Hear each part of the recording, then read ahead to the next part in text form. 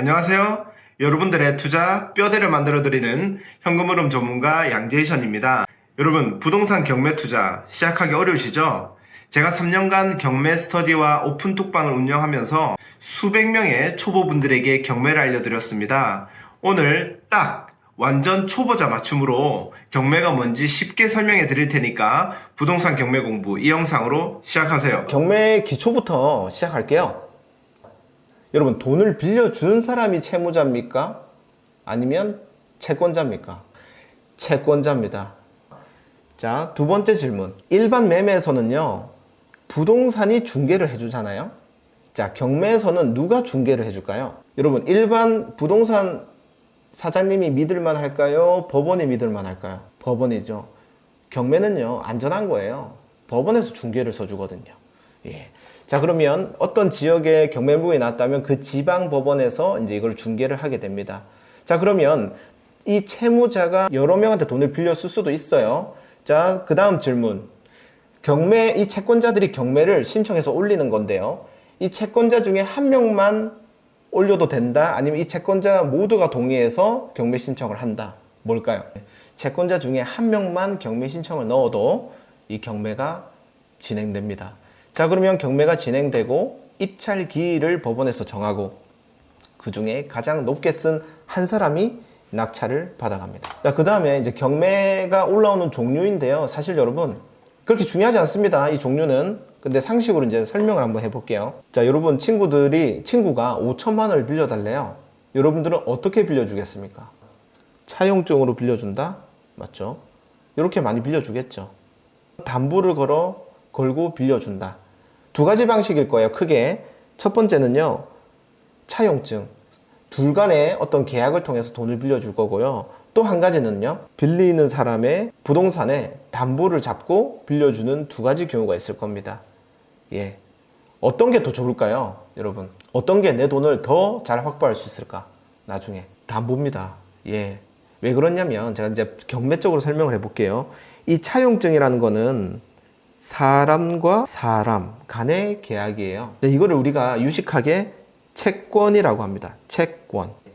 그 다음에 우리가 이 근저당권이라는 거는요, 채무자의 부동산을 담보로 걸고 돈을 빌려주는 거예요. 자, 그러면 사람과 사람에서는요, 채권자가 누구한테 돈을 받아야 되는 거예요? 유일하게. 이 채권자는 유일하게 채무자 이 사람한테 돈을 받아내야 돼요.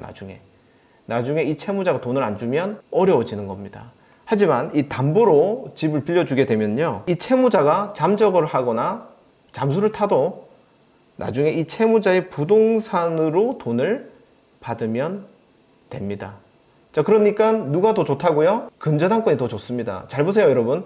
채무자의 부동산이 발이 달려서 도망갈 수가 있을까요? 갈 수 있을까요?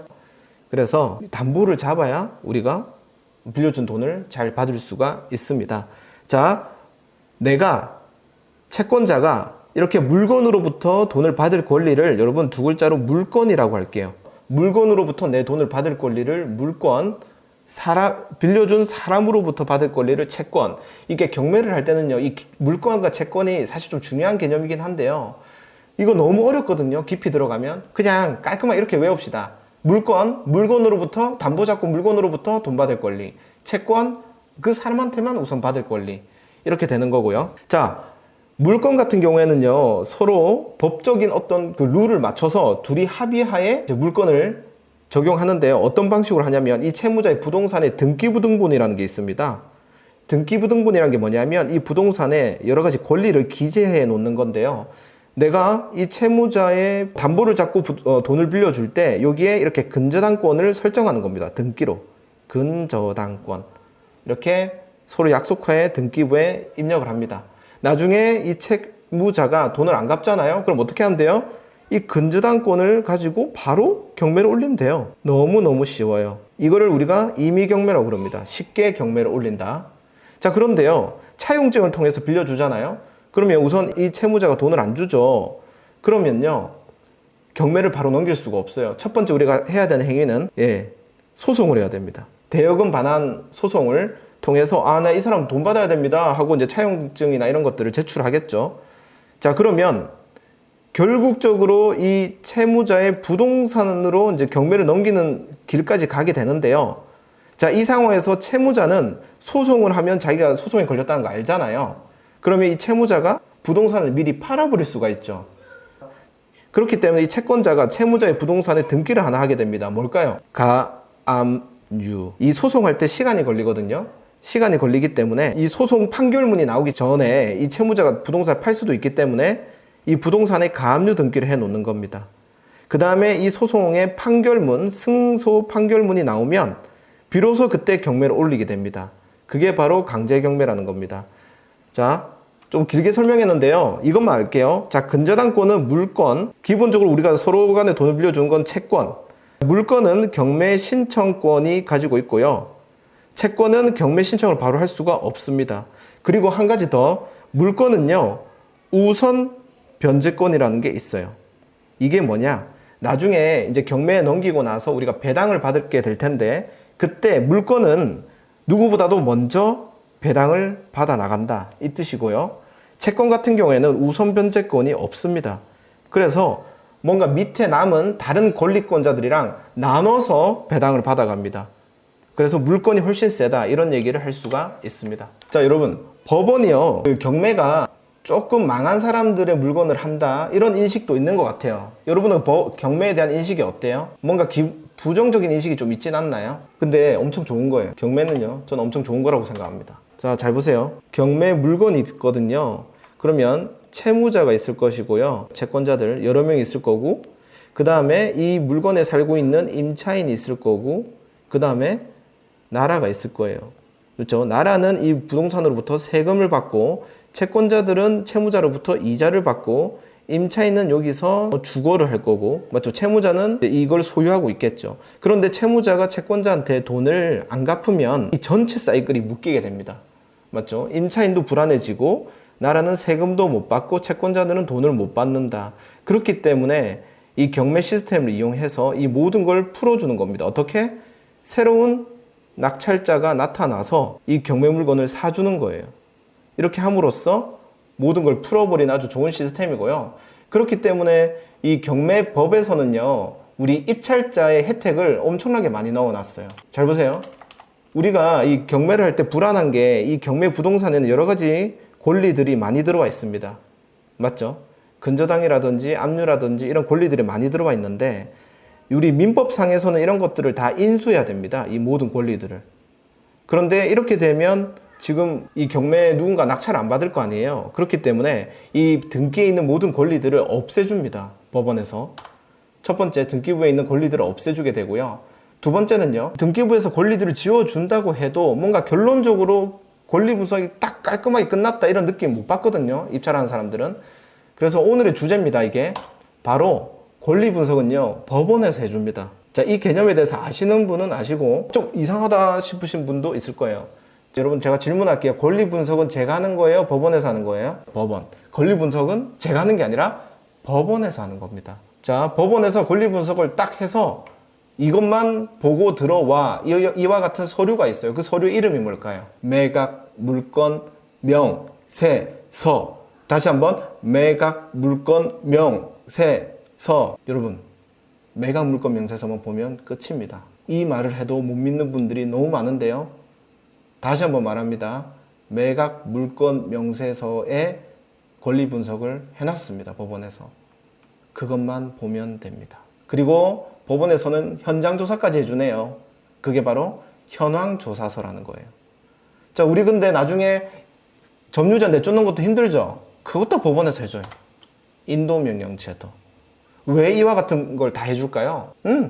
우리들이 입찰 잘 받을 수 있도록. 또 한 가지 더, 근저당권자를 지켜주기 위해서 이렇게 좋은 시스템을 만들어 놨습니다.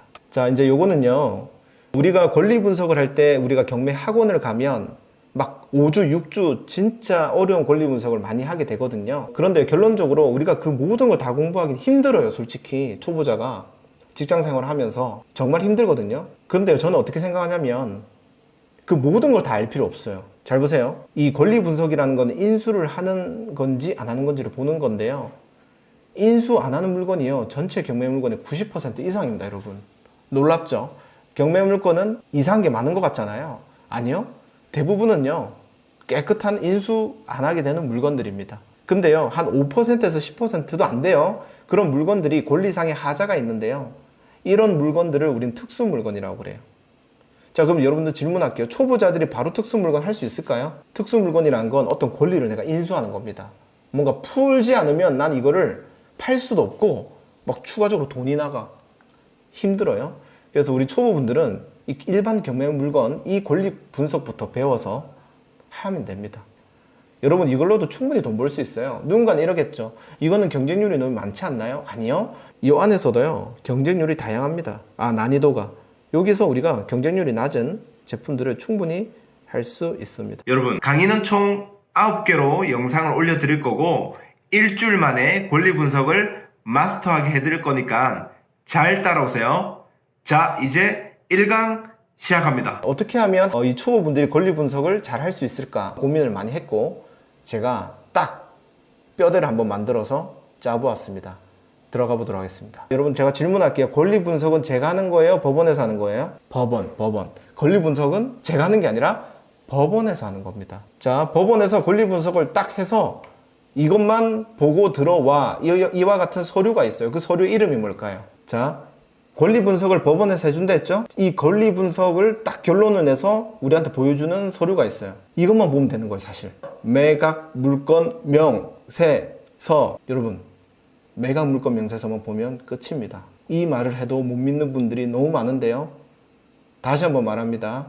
매각 물건 명세서에 권리 분석을 해놨습니다. 법원에서.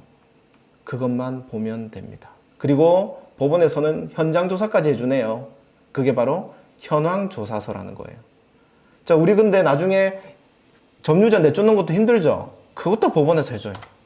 인도명령제도. 왜 이와 같은 걸 다 해줄까요? 우리들이 입찰 잘 받을 수 있도록. 또 한 가지 더, 근저당권자를 지켜주기 위해서 이렇게 좋은 시스템을 만들어 놨습니다. 이 권리분석이라는 건요, 민법과 민사집행법입니다. 너무너무 복잡하고요. 정말 판례도 많고요. 그 읽어보면 전부 외계인 말이에요. 그거 우리 다 공부해서 할 수 있을까요? 나중에 점점 살을 붙여 나가면 돼요. 저도요, 뭐 다 알고 했겠습니까? 저 3개, 4개, 5개 낙찰 받는 동안 오늘 제가 여러분한테 알려드린 내용 정도밖에 몰랐어요. 그런데 다 했잖아요. 다 몰라도 되고요. 우리는요, 입찰자로서의 권리 분석만 알면 됩니다. 누구의 권리 분석만 알면 된다고요? 입찰자로서의 권리 분석. 자, 질문하도록 하겠습니다. 입찰자로서의 권리 분석은 딱 2글자를 우리가 보는 거예요. 뭘까요? 2글자만 집중하면 됩니다. 맞습니다. 인수만 보면 됩니다. 사람을 인수를 하는지 안 하는지만 보면 된다. 우리 입장으로서 인수를 하는지 안 하는지. 자, 그러면 인수는 어떤 인수가 있을까요? 2가지로 인수 종류가 있습니다. 첫 번째는요, 제3자의 권리를 내가 인수하는 거예요. 3자의 권리를 인수한다. 두 번째는요, 임차인의 보증금을 인수한다. 이 2가지밖에 없습니다. 첫 번째, 3자의 권리. 두 번째는요, 임차인의 보증금을 인수한다. 딱 이 2가지만 오늘 파는 겁니다. 자, 여러분, 배당 원리에 대해서 한번 알려드려 보도록 하겠습니다. 제가 조금 설명을 드리면, 여러분, 우리가 일반 매매 있죠? 일반 매매는 민법상에 있습니다. 일반 매매에서는요, 우리 어떤 부동산을 사잖아요. 이 부동산에 권리들이 막 많이 있잖아요. 근저당도 있고, 압류도 있고, 가압류도 있고, 이런 부동산을 우리가 사요. 그러면 이 권리들 어떻게 될까요? 민법 일반 매매에서는요, 우리가 다 가져가야 돼요. 제가 이걸 사면서 이 돈으로 이걸 말소시키고 막 사고 난립니다. 예. 그런데요, 경매 언론 물건들은 이거를 서로 협의가 안 되지 않습니까? 지금 도망쳤는데 채무자는. 그래서 법을 바꿔줘요. 경매에 들어오면. 어떻게? 민법에서 민사집행법이라는 새로운 법이 있습니다. 이걸 일명 경매법이라고 합니다. 민사집행법으로 넘어오면서 막 어떤 법을 만들어서 막 소멸을 시켜줘. 없애준단 말입니다. 이 인수권리를. 맞죠? 그래서 제가 이렇게 적었습니다. 등기부에 있는 모든 권리를 지워줄게. 바로 민사집행법에 들어오면 권리를 없애줍니다. 그렇게 해서 입찰자가 문제없이 입찰 들어오도록. 자, 그러면 이 권리들 중에 어떤 기준으로 어떤 거는 소멸이 되고 어떤 건 인수가 될까요? 어떤 기준이 있습니다. 민사집행법상에. 바로 돈으로 바뀌는 권리는 없애줍니다. 민사집행법상에서 우리가 낙찰을 받으면. 다시 한번 돈으로 바뀌는 권리는 없애준다. 요거를 뭐 금전채권 이런 표현을 쓰기도 하죠. 이걸 애초에 돈을 받기 위해서 권리 설정을 해놓은 권리가 있고 돈이 아닌 다른 권리를 위해서 설정해 놓은 등기들이 있는 거예요. 그 중에 애초에 이걸 설정한 사람이 돈으로 나중에 받기 위해 설정한 권리를 금전채권이라고 합니다. 여러분 이해하셨나요? 애초에 돈으로 나중에 받으려고 이 부동산에 설정해 놓은 등기를 금전채권이라고 하고요. 돈 이외에 다른 권리를 위해서 이 부동산에 설정해 놓은 거를 금전채권이 아닌 권리가 되겠죠. 자, 이때 어떤 걸 없애줄 수 있다고요?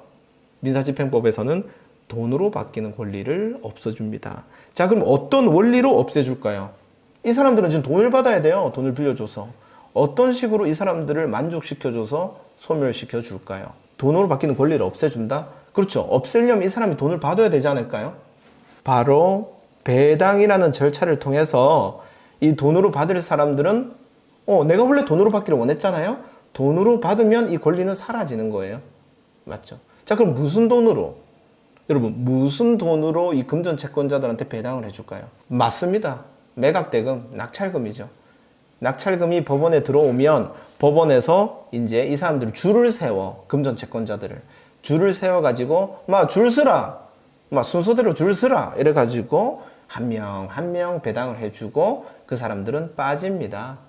예, 여러분 질문 한번 해보도록 할게요. 예를 들어서 근저당권자가 이게 금전채권 중에 하나거든요. 근저당권이 뭐였죠? 은행에서 우리가 돈을 빌려주는 거잖아요. 맞죠? 은행에서 채무자한테 돈을 빌려줍니다. 아파트 사라고. 그럼 은행에서는 이걸 나중에 뭘로 받고 싶은 거예요? 경매로 넘겼을 때 돈으로 받고 싶은 거죠. 자, 그렇기 때문에 근저당권은 금전채권입니다. 자, 이 근저당권이 이제 배당을 받는데요. 예를 들어서 이 은행이 배당을 못 받았어요. 매각대금이 부족해서. 자, 그러면 이 은행은 누구한테 받아야 될까요? 이 돈을. 혹시 이해되십니까? 이 사건에서 이제 누군가가 낙찰을 받았어요. 근데 매각대금이 1억이야. 근데 근저당권이 얼마였냐면 3억이야. 그러면 배당이 1억 되고 2억을 못 받았잖아요. 맞죠? 은행은 2억을 못 받았어요. 누구한테 받아야 되죠? 너무 억울하지 않나요? 3억 빌려줬는데 근데 배당이 1억밖에 안 됐어. 예, 여러분 근저당권자와 같은 이 금전채권자들은요, 자기가 배당을 다 못 받잖아요. 이 사건에서. 그러면 이 사건에서는 빠져야 됩니다. 그 다음에 알아서 받아내요. 채무자 차도 빨간 딱지도 붙이고 알아서 받아내야 되는 겁니다. 그러면 낙찰자 입장에서는요, 이런 금전채권자들이 배당을 다 받는지 안 받는지 중요할까요? 안 중요할까요? 근저당권도 있을 것이고 가압류도 있을 것이고 압류도 있을 것이고 이렇게 돈으로 받고 여기서 나가야 되는 채권자들이 이 부동산에 많이 붙어 있을 수 있는데, 우리 입찰자는 얘네들이 배당을 다 받는지 안 받는지 안 중요합니다. 왜요? 이 사건에서는요, 그냥 빠지는 거예요. 빠져야 돼. 근데 억울하죠, 여러분. 억울하지 않아요? 여러분들 돈을 빌려줬는데 배당을 못 받아. 근데 왜 이 사람들은 아무 말도 안 하고 나가게 될까요? 잘 보세요, 여러분. 그러면 두 번째 중요한 건 이거예요.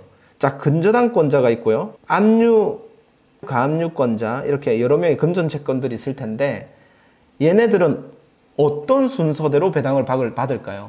n분의 1에서 받을까요? 아니면 먼저 줄을 서는 기준이 있을까요? 먼저 줄을 어떻게 쓸까요? 뛰어와야 되나요, 여러분? 자, 경매했다, 뛰어. 교대법원으로 빨리 뛰어. 맞죠? 비행기 타고 온 사람이 먼저 받나? 자, 잘 보세요, 여러분. 근저당권이 가압류는 어떤 일자가 있어요? 등기부에? 등기 설정 일자가 있죠. 맞죠? 등기를 먼저 한 사람부터 먼저 받는 겁니다. 등기를 늦게 하면 어떻게 될까요? 못 받을 수도 있다. 자, 그럼 이런 원리인 거예요, 여러분. 지금 근저당권, 압류, 가압류가 다 들어와 있어요. 1번, 2번, 3번으로. 자, 내가 이 사람한테 다시 돈을, 또 어떤 네 번째 어떤 사람이 나타나서 근저당권을 찍으려고 봤더니 어떻게 돼요? 등기부에 막 채권들이 많이 들어와 있어. 맞죠? 이걸 알면서도 이 사람이 돈을 빌려줬다.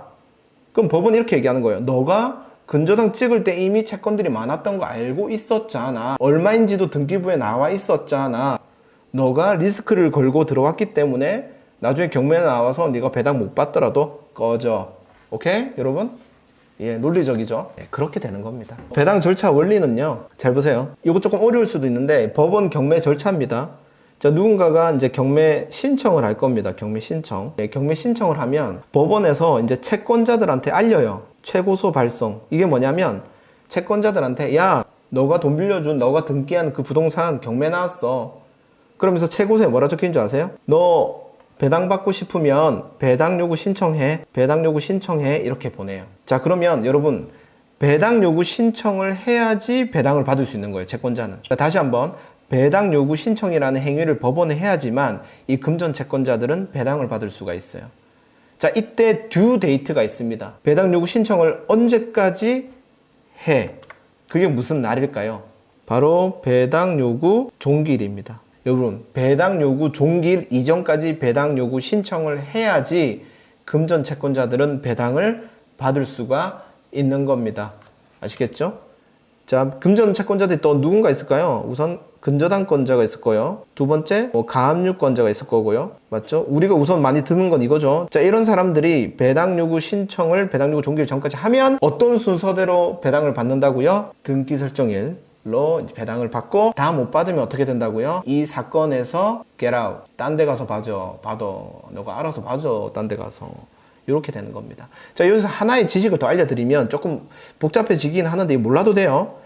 이게 경매 신청을 하게 되면 이 사이에 어떤 과정이 있게 되면 경매 기입 등기라는 걸 쳐요, 법원에서. 이게 무슨 말이냐? 등기부 등본에 경매 기입 등기라는 걸 치면 우리나라 모든 사람들이 이 등기부 등본을 떼면 경매가 시작됐구나 이렇게 알 수 있게 경매 기입 등기라는 걸 치게 됩니다, 법원에서. 아시겠죠? 누군가가 경매 신청을 한다.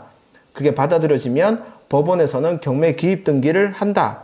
경매 기입 등기를 하고 나서 채권자들에게 배당 요구 신청을 하라고 한다. 그럼 채권자들은 배당 요구 종기일 전까지 배당 요구 신청을 한다. 그리고 배당 요구 종기일 다음에 이제 입찰 기일입니다. 맞죠? 배당 요구 종기일이 지나고 이제 입찰한 날이 되는 거예요. 입찰하게 됩니다. 아시겠죠? 그 다음에 우리가 이제 입찰하고 낙찰을 받고 잔금을 내게 됩니다. 법원에 모든 매각 대금을 내게 되면 4주에서 7주 사이에 뭐가 잡힌다? 배당 기일이라고 잡힙니다. 이 배당 기일날 금전 채권자들이 다 와서요, 이날 배당을 받아가면서 경매 사건은 종결되게 됩니다.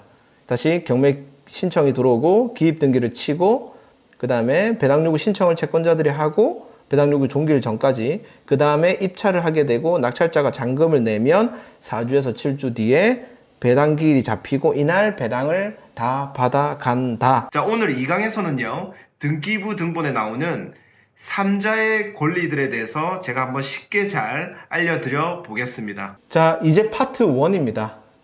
파트 1이 인수하는 것 중에 첫 번째, 바로 3자의 채권을 인수하는 것이고요. 파트 2가 임차인의 보증금입니다. 자, 파트 1, 이 부분을 여러분들 오늘 확실하게 머릿속에 뼈대를 새겨버릴 겁니다. 양플란트, 여러분들 머릿속에 박아버리도록 하겠습니다. 자, 이 3자 채권이 어떻게 인수되는지 원리를 설명을 다 해드릴 건데요. 이 소멸되는 포인트를 3개, 딱 3개를 우리가 오늘 배웁시다. 자, 다시 한번. 민법에 있어서는 모든 권리 매수자 인수입니다. 하지만은 민사집행법에서는 인수되는 것만 우리가 인수하는 거예요. 즉, 많은 권리들은 소멸하게 된다는 건데 이때 이 소멸되는 원리가 양재시이 딱 봤을 때 이 3가지로 원리를 잡았다. 여러분 사실 엄청 복잡해요, 민사집행법은. 그런데요, 이건 양재시이 우리가 초보자들이 머리에 양플란트 하기 좋게 만든 겁니다. 이 3가지 원리로 소멸이 된다. 이렇게 한번 알아볼게요. 가보도록 하겠습니다. 자, 소멸 포인트 첫 번째, 금전채권 안녕. 무슨 말이죠? 자, 아까 제가 말했던 그 포인트입니다. 금전채권이 소멸된다는 뜻인데요. 여러분 이렇게 총 8개의 등기가 대부분입니다. 우리 부동산에. 지금 등기부 안에 설정되는 권리인데요. 이 8개의 등기가 대부분이다. 솔직히 여러분 이 8개 저도 처음 봤을 때 다 이게 외계어인 줄 알았거든요. 근데 하나하나 깊게 알 필요 없어요. 다만 간단하게 금전채권인지 아닌지에 대한 느낌만 주기 위해서 제가 설명해 보도록 할게요. 여러분 이 가압류 가처분은요, 이거 거의 같은 겁니다. 가압류 가처분은 뭐냐면 얘 자체는 권리가 아니에요. 근데 우리가 다른 어떤 권리를 위해서 이 부동산의 멱살을 잡기 위해서 딱 잡아 놓은 거예요. 제가 더 이상 깊게 안 들어갈게요. 다시 우리가 어떤 나만의 다른 권리를 위해서 이 사람으로부터의 어떤 권리를 위해서 이 사람의 부동산을 멱살 잡고 있는 거예요. 어떻게? 너 내 권리 해결하기 전에 이 부동산 너가 팔지도 못하고 임대도 못해. 나 멱살 잡고 있을 거야. 빨리 이 권리 해결해. 무슨 느낌인지 알겠죠, 여러분? 그게 조금 유식한 말로 보전 처분이라고 하는데요. 자, 그런 거 듣지 말고 다시 해. 내가 다른 권리를 위해서 이 사람의 부동산을 멱살 잡고 있다. 이게 가처분 가압류예요. 근데 이게 원래 같은 개념인데 왜 나눠지냐면, 자, 답 나옵니다. 내가 어떤 사람의 권리를 위해서 멱살 잡는다 했잖아요. 이때 이 사람으로부터 돈을 받을 권리로 멱살 잡는 걸 가압류. 이 사람의 돈 이외의 다른 권리를 위해서 멱살 잡는 게 뭐겠어요? 가처분. 요렇게 깔끔하게 정리하도록 하겠습니다. 자, 그러면 가압류, 가처분 중에 누가 소멸될까요? 가압류. 예. 자, 여러분 완벽하게 이해됐다고 보도록 하겠습니다. 자, 그 다음에 압류. 압류는요, 대부분 세금입니다. 대부분 세금이고요. 여러분, 나라에 세금을 안 낸 거는 그냥 소송, 판결 이런 거 필요 없어요. 안 내면 그냥 내 부동산에 압류 걸리는 겁니다. 세금 안 내면. 아시겠죠? 자, 압류 금전채권인가요? 아닌가요? 금전채권이죠. 자, 여러분, 근저당권 금전채권이에요? 아니에요? 금전채권이죠. 은행에서 돈 받으려고 찍은 거죠. 자, 여러분, 경매 기입 등기는 금전채권은 아닌데 당연히 소멸돼야 되지 않을까요? 낙찰받으면? 맞죠? 경매 기입 등기도 이것도 중요한 어떤 기준이 되기 때문에 이게 남아있으면 안 돼요. 맞죠? 그래서 경매 기입 등기도 여러분 소멸로 생각하시면 됩니다. 자, 그러면 가등기는 소멸될까요? 안 될까요? 질문입니다. 가등기는 소멸될까요? 인수될까요? 즉 돈으로 바뀌는 권리인가요? 한번 설명드릴까요? 여러분, 가등기는요, 우리 부동산에 있어서 대부분 무슨 가등기인지 아십니까? 거의 99% 소유권 이전 청구 보전 가등기라고 해요. 담보 가등기 아니에요, 여러분. 대부분은요, 우리가 등기되는 거는 소유권 이전 청구 보전 가등기입니다. 이게 뭘까요? 자, 우리가 매도자가 집을 팔고 매수자가 집을 사겠죠. 이때 이제 계약을 할 거 아니에요. 매매 계약. 민법상으로 매매 예약. 맞죠? 이때 계약 단계에서 계약금을 줬습니다. 매매 계약을 했으면 이 집은 누구 거예요? 요 A 건가요? B 건가요? 애매합니다. 소유권은 누구일 거죠? 자, 계약을 했어. 소유권은 누구예요? 계약을 해도 아직 소유권은 안 넘어갔잖아요. A잖아요. 맞죠? 근데 실제 민법상 소유는 B도 있는 거예요. 맞죠? 계약을 해버렸잖아요. 자, 근데 문제는요, 이 계약하고 나서 잔금하는 이 사이에 경매에 나온 겁니다. 이게 문제가 되는 거예요. 만약에 이 사이에 경매가 나와서 새로운 낙찰자가 낙찰을 받아버리면 매수자 B는 어떻게 될까요? 계약금을 날릴 가능성이 높겠죠. 아마 날릴 겁니다. 그렇지 않을까요? 자, 그래서 소유권 이전 청구 가등기는 뭐냐면, 매수자 B가 계약을 하러 딱 갔어, 부동산에.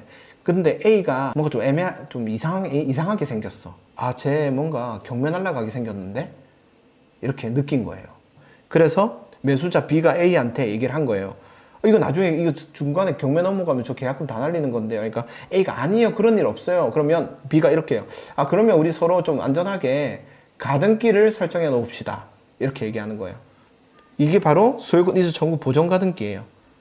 경매에 넘어갈 수 있으니까, 혹은 다른 사람한테 팔아버릴 수 있으니까 본등기 전에 가등기를 해놓자. 여러분 이해되셨어요? 이렇게 되면 매매나 경매나 다른 사람한테 팔아도 매수자 B가 가등기를 설정했던 소급 적용이 돼서 소유권을 다시 가져올 수가 있습니다. 자, 여러분, 이 가등기 돈으로 바뀌는 권리인가요? 돈 이외의 다른 권리를 위한 권리인가요? 소유권을 위한 권리죠. 자, 소멸이에요? 인수예요? 인수입니다. 인수입니다. 자, 여러분, 전세권을 뭘까요? 자, 결론적으로 전세권 인수예요? 소멸이에요? 우리 전세나 월세 살 때 우리 전세 보증금 있죠? 예, 전세 보증금을 근저당권처럼 등기하는 거예요. 그러니까 근저당권이랑 비슷한 거예요. 여러분, 근저당권이랑 전세권이랑 비슷한 거예요.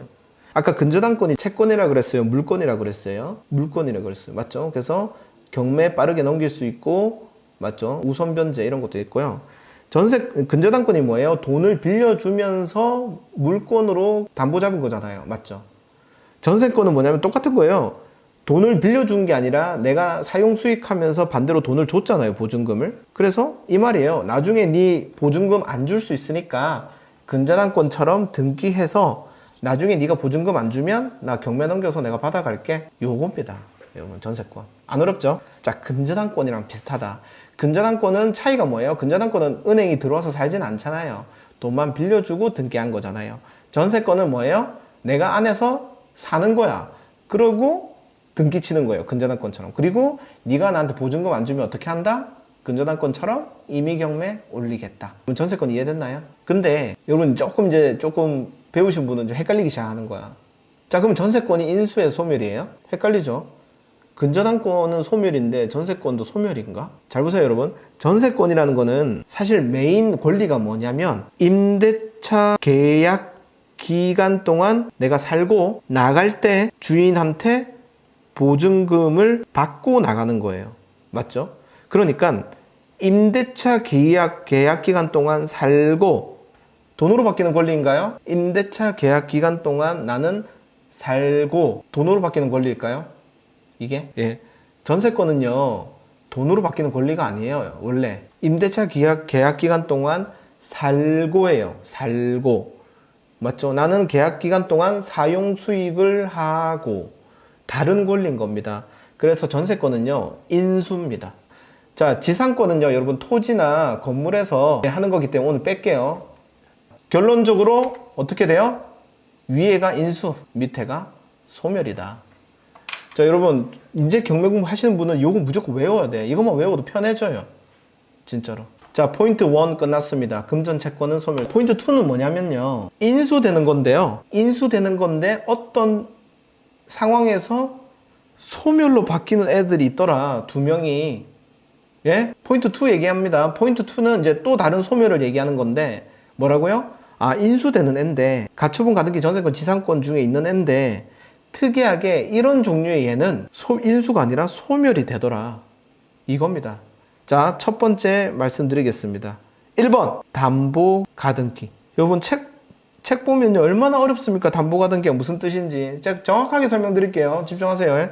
아까 우리가 대부분은 무슨 가등기라고 그랬죠? 부동산에서 기억나세요? 소유권 인수청구 가등기를 했잖아요. 맞죠? 이게 어떻게 해서 찍는 거라고요? 예, 매도자 A가 매수자 B한테 파는데 매매 계약 상황에서 못 믿고 찍는다 했잖아요. 맞죠? 자, 잘 들으십시오. 똑똑한 우리나라 사람들은 이 가등기를 이렇게 이용합니다. 보통 여러분들이 어떤 등기화 물건을 찍고 돈을 빌려줄 때 보통 뭘로 권리를 잡나요? 요 소멸 중에 보통 우리가 하는 거, 은행이든 사람이든 우리가 돈을 빌려주고 담보 잡을 때 어떤 권리를 설정하죠? 보통 근저당권을 설정하잖아요. 맞죠? 언제까지 갚고 채권 최고액 이자까지 다 합쳐서 이만큼 받을 거야. 근저당권. 근데요, 이렇게 생각하는 거야 사람들이. 아, 근데 근저당권은 아직 돈 안 갚으면 또 경매 올려야 되고 배당 받으려면 또 한 6개월 이상 걸리고 짜증나. 그래서 어떻게 한 줄 아세요 사람들이? 이 소유권 청구 보전 가등기 이걸 이용하는 거예요. 내가 너한테 돈을 빌려주고 우리가 매매 계약한 것처럼 해서 가등기를 찍을게. 나중에 네가 나한테 이 돈 안 갚으면 네 부동산 그냥 내가 가져버린다. 졸라 똑똑하죠? 진짜. 무슨 말인지 알겠어요, 여러분? 같은 돈을 빌려주는데 근저당권은 또 임의경매 올려서 돈 받아야 되니까 짜증나잖아요. 그래서 어떻게 한다? 이 돈을 매매 계약인 것처럼 해가지고 네 부동산에 가등기를 찍자고 서로 약속하는 거예요. 그럼 A 입장에서는 나 무조건 돈 빌릴 거니까 가등기 찍자. 근데 나중에 돈을 안 갚아. 그럼 어떻게 하면 돼요? 이거 본등기 쳐서 이 부동산 그냥 알로 가져가는 거예요, B가. 자, 그러면 잘 보세요. 원래 기본 목적의 소유권 이전 청구 보전 가등기는 금전 채권이었어요? 아니면 소유권을 위한 권리였어요? 소유권을 위한 권리였죠. 근데 잘 보세요. 이 가등기는요, 원래 목적이 뭐예요? 지금 방금 제가 말한 이 B는 원래 목적이 뭐예요? 애초에 소유권을 위해서 돈을 빌려준 거예요? 돈을 다시 받으려고 빌려준 거예요? 사실은 돈을 빌려주기 위해서 가등기를 해준 거죠. 여러분, 결론 말하겠습니다. 돈을 목적으로 가등기를 활용했다. 5글자로 담보 가등기. 박수. 처음 하신 분 많으실 거예요. 돈을 목적으로 가등기를 활용했다. 담보 가등기. 자, 그러면 법원에서는 이렇게 말하는 거예요. 소유권 이전 청구 가등기 때문에 많은 입찰자들이 못 들어오잖아요. 생각해 보세요. 소유권 이전 청구 가등기가 있으면 여러분들 들어오실 수 있어요. 소유권 뺏기는데 못 들어오죠. 그렇게 해서 이제 이거를 활용한 거야. 똑똑한 우리 민사집행법들이 어떻게 한 줄 아세요? 이 소유권 이전 청구 가등기권자한테 편지를 보내요. 경매 넘어갔을 때. 이렇게 말하는 거예요. 너 등기는 소유권 이전 청구 가등기 그건 맞아. 근데 혹시나 너 이거 목적이 담보 가등기의 목적이었다면 배당 요구 종기일까지 배당 요구 신청을 해줘. 그러면 너 이 가등기 담보 가등기로 봐줄게. 요렇게 얘기해 주는 겁니다. 법원에서 레터를 보내잖아요. 나중에 배당 요구 신청하라고. 그때 소유권 가등기권자한테도 보내는 거예요. 그렇게 해서 뭐를 한다고요? 너가 담보 가등기의 목적이라면 배당 요구 종기일 전까지 배당 요구 신청을 해. 그러면 진위에 상관없이 너를 배당받고 나가게 해줄게. 말을 하는 거예요.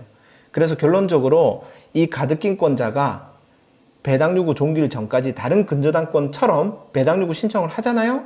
그러면 신기하게 얘도 배당을 받고 소멸하는 권리로 바뀌게 됩니다. 그게 담보 가등기라고 하는 거예요. 여러분 이해되셨죠?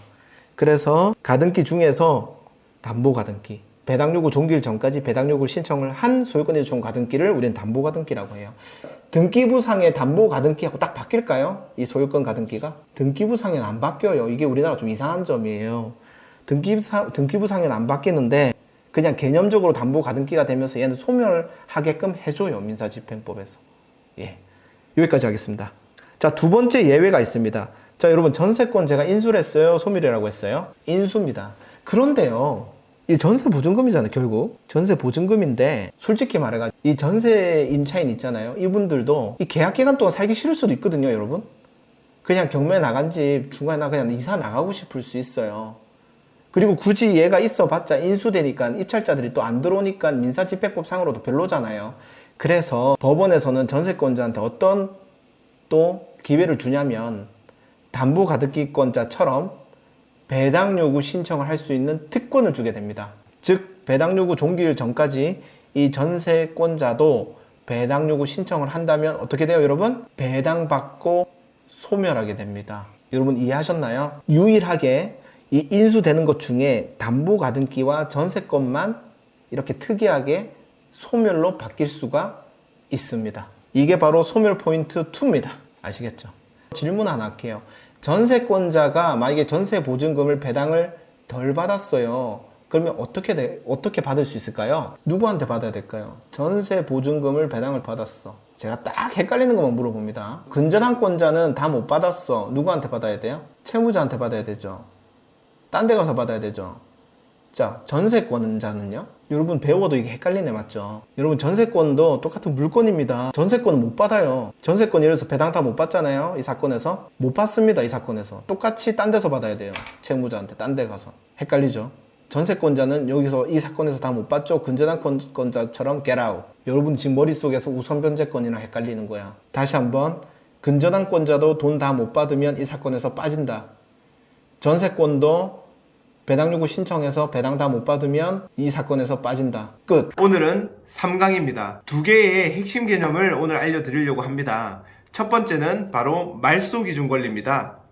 이 말소 기준 권리는 경매 권리 분석에서 내가 인수를 하냐 안 하냐를 판가름 짓는 아주 중요한 기준입니다. 오늘 이 말소 기준 권리에 대해서 이 영상에서 정확하게 이해시켜 드리겠습니다. 두 번째로는 매각물건 명세서입니다. 이 권리 분석이라는 거는 사실 우리가 아니라 법원에서 해주는 건데요. 법원에서 이 권리 분석의 결론을 딱 하고 적어 놓은 서류를 매각물건 명세서라고 합니다. 오늘 이 두 가지 개념 오늘 영상에서 제가 잘 알려드리겠습니다. 자, 소멸 포인트 3번입니다. 자, 1번, 2번 이해했죠? 1번은 뭐였어요? 예, 금전 채권이 소멸된다. 2번은 뭐예요? 인수 중에서도 특정 조건에 있는 두 가지는 또 소멸된다. 자, 3번 소멸 포인트 말씀드리겠습니다. 바로 오늘의 주인공 말소 기준 권리 밑으로 다 안녕. 자, 그러면 우리가 말소 기준 권리 먼저 찾아볼게요. 이게 중요한 개념인데요. 우리 등기부에 보면 어떻게 형성되어 있어요? 표제부가 있고 갑구에는 소유권에 관한 내용, 뭐 소유권 이전 등기, 그 다음에 가압류 등기, 압류 뭐 이런 것들이 있고요. 을구에는 뭐가 있을까요? 보통 물건들이 좀 많이 모여 있죠. 근저당권, 전세권 맞죠? 자, 담보 가등기와 전세권도 배당을 받으려면 줄을 서야 되는데 언제 줄을 쓸까요? 여러분, 배당 받으면 항상 줄을 생각해야 돼. 순서. 단순하게 생각하십시오. 가등기랑 전세권도 여러분 등기 설정 일자가 있어요. 맞죠? 예, 등기 설정 일자대로 줄을 쓰는 거예요. 맞죠? 그러면 근저당보다 앞에 쓸 수도 있고 근저당보다 늦게 쓸 수도 있는 거야. 뭐 이렇게 막말로 전세권 먼저 받고 2번 근저당 받고 3번 담보가등기권자 받고. 맞죠? 예, 등기 날짜 순으로 받는 겁니다. 조금씩 이해되죠, 여러분, 원리가. 자, 말소 기준 권리는요, 어떻게 찾냐면, 먼저 이 갑구와 을구를 등기 설정일 순으로 쫙 줄을 세웁니다. 요렇게. 줄을 세워요. 여러분, 제 마우스 커서 보이죠? 이게 뭐냐면요, 갑구의 2번, 을구의 7번, 을구의 12번, 요런 뜻이거든요. 그리고 접수 등기 일자로 이렇게 줄을 세우는 겁니다. 시간 순으로. 맞죠? 그 다음에 이렇게 권리들이 쫙 나오게 되겠죠. 요거는 이제 우리 옥션원이랑 경매 정보지에는 이런 통합 등기부라고 하거든요. 이 갑구, 을구를 등기 순서에 따라 합친 거를. 자, 말소 기준 권리라는 거는 이렇게 갑구, 을구를 권리를 순서대로 쫙 시간 순으로 합쳤을 때 소멸되는 것 중 가장 빠른 애를 말소 기준 권리라고 합니다. 자, 여러분, 이 소유권 이전이란 거는 우리 제3자의 채권이 아니니까 이건 빼는 겁니다. 소유권 이전 등기는. 자, 그러면 여러분 눈앞에 보이는 이 사건에서는 말소 기준 권리가 넘버 몇일까요? 자, 이 중에서 소멸되는 것을 쫙 뽑은 다음에 그 중에 가장 빠른 애를 고르면 됩니다. 자, 을 7번. 여기서 소멸된 애들이 누구일까요? 근저당 소멸이에요. 소멸. 이건 근저당, 가압류는요? 소멸. 강제경매 기입 등기는요? 소멸. 자, 다 소멸되는 가장 빠른 게 얘네요. 을7. 맞죠? 하지만 답은 나와 있다. 옥션원에서 답을 적어줬다. 오케이. 자, 먼저 갑과 을을 합치고 시간 순으로 배치하고 가장 빠른 애를 말소 기준 권리라고 그런다. 자, 저는요, 말소 기준 권리를 타노스라고 이름 지었습니다. 타노스가 여러분 손가락 한번 튀기면 어떻게 돼요? 지구상에 있는 거 다 죽습니다. 다 소멸됩니다. 맞죠? 멸망. 자, 여러분 질문하도록 하겠습니다. 이 모든 권리 중에 말소 기준 권리가 될 수 있는 거를 하나씩 다 말씀해 주세요. 가압류, 압류, 근저당권, 경매 기입 등기 하고 두 개가 더 있죠. 담보가등기와 배당 요구 신청한 전세권. 여러분 이 6개가 말소 기준 권리가 될 수 있는 거예요. 이게 헷갈리죠, 여러분. 담보가등기랑 전세권도 얘네들이 배당 요구 신청을 안 하면 말소 기준 권리가 아니겠죠. 근데 배당 요구 신청을 했다면 얘네들은 말소 기준 권리가 될 수 있죠. 왜? 소멸될 수 있는 애잖아요. 맞죠? 그렇기 때문에 이 6명은 말소 기준 권리가 될 수 있습니다. 오케이, 가보도록 하겠습니다. 자, 말소 기준 권리는 이거죠. 여기가 넘어지는 게 소멸이고요. 서 있는 게 인수라고 볼게요.